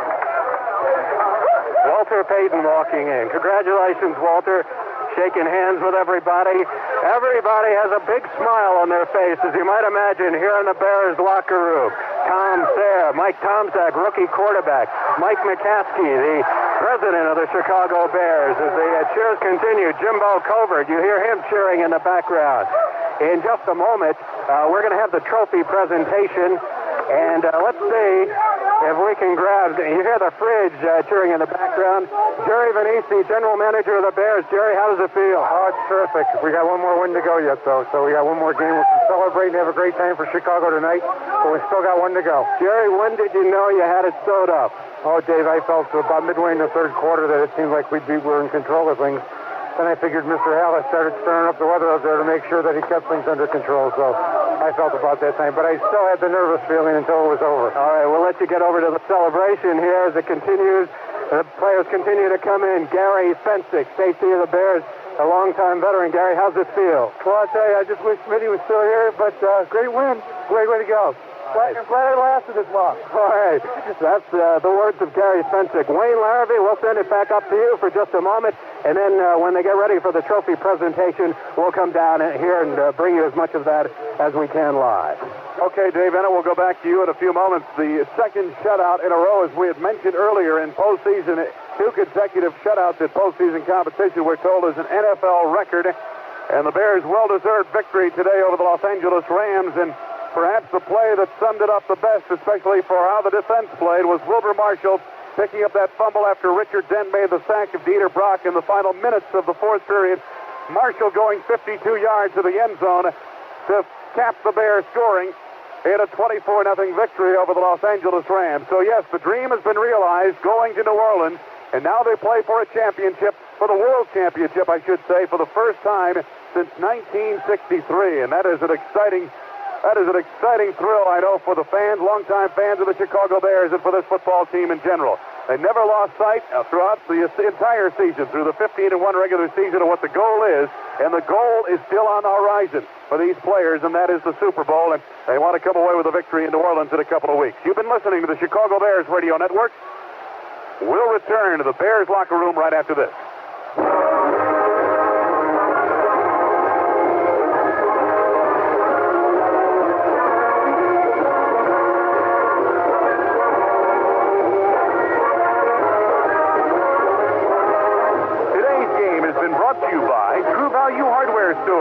The more you've got to do, the more you need True Value Hardware stores, because they've got what it takes. Today's Chevrolet, who invites you to live the style, performance, and fun of Chevrolet in 86. The Illinois Office of Tourism, Department of Commerce and Community Affairs. Amoco Premium Lead-Free. Amoco, your car knows. Heilemann Old Style Beer, brewed with water from when the earth was pure.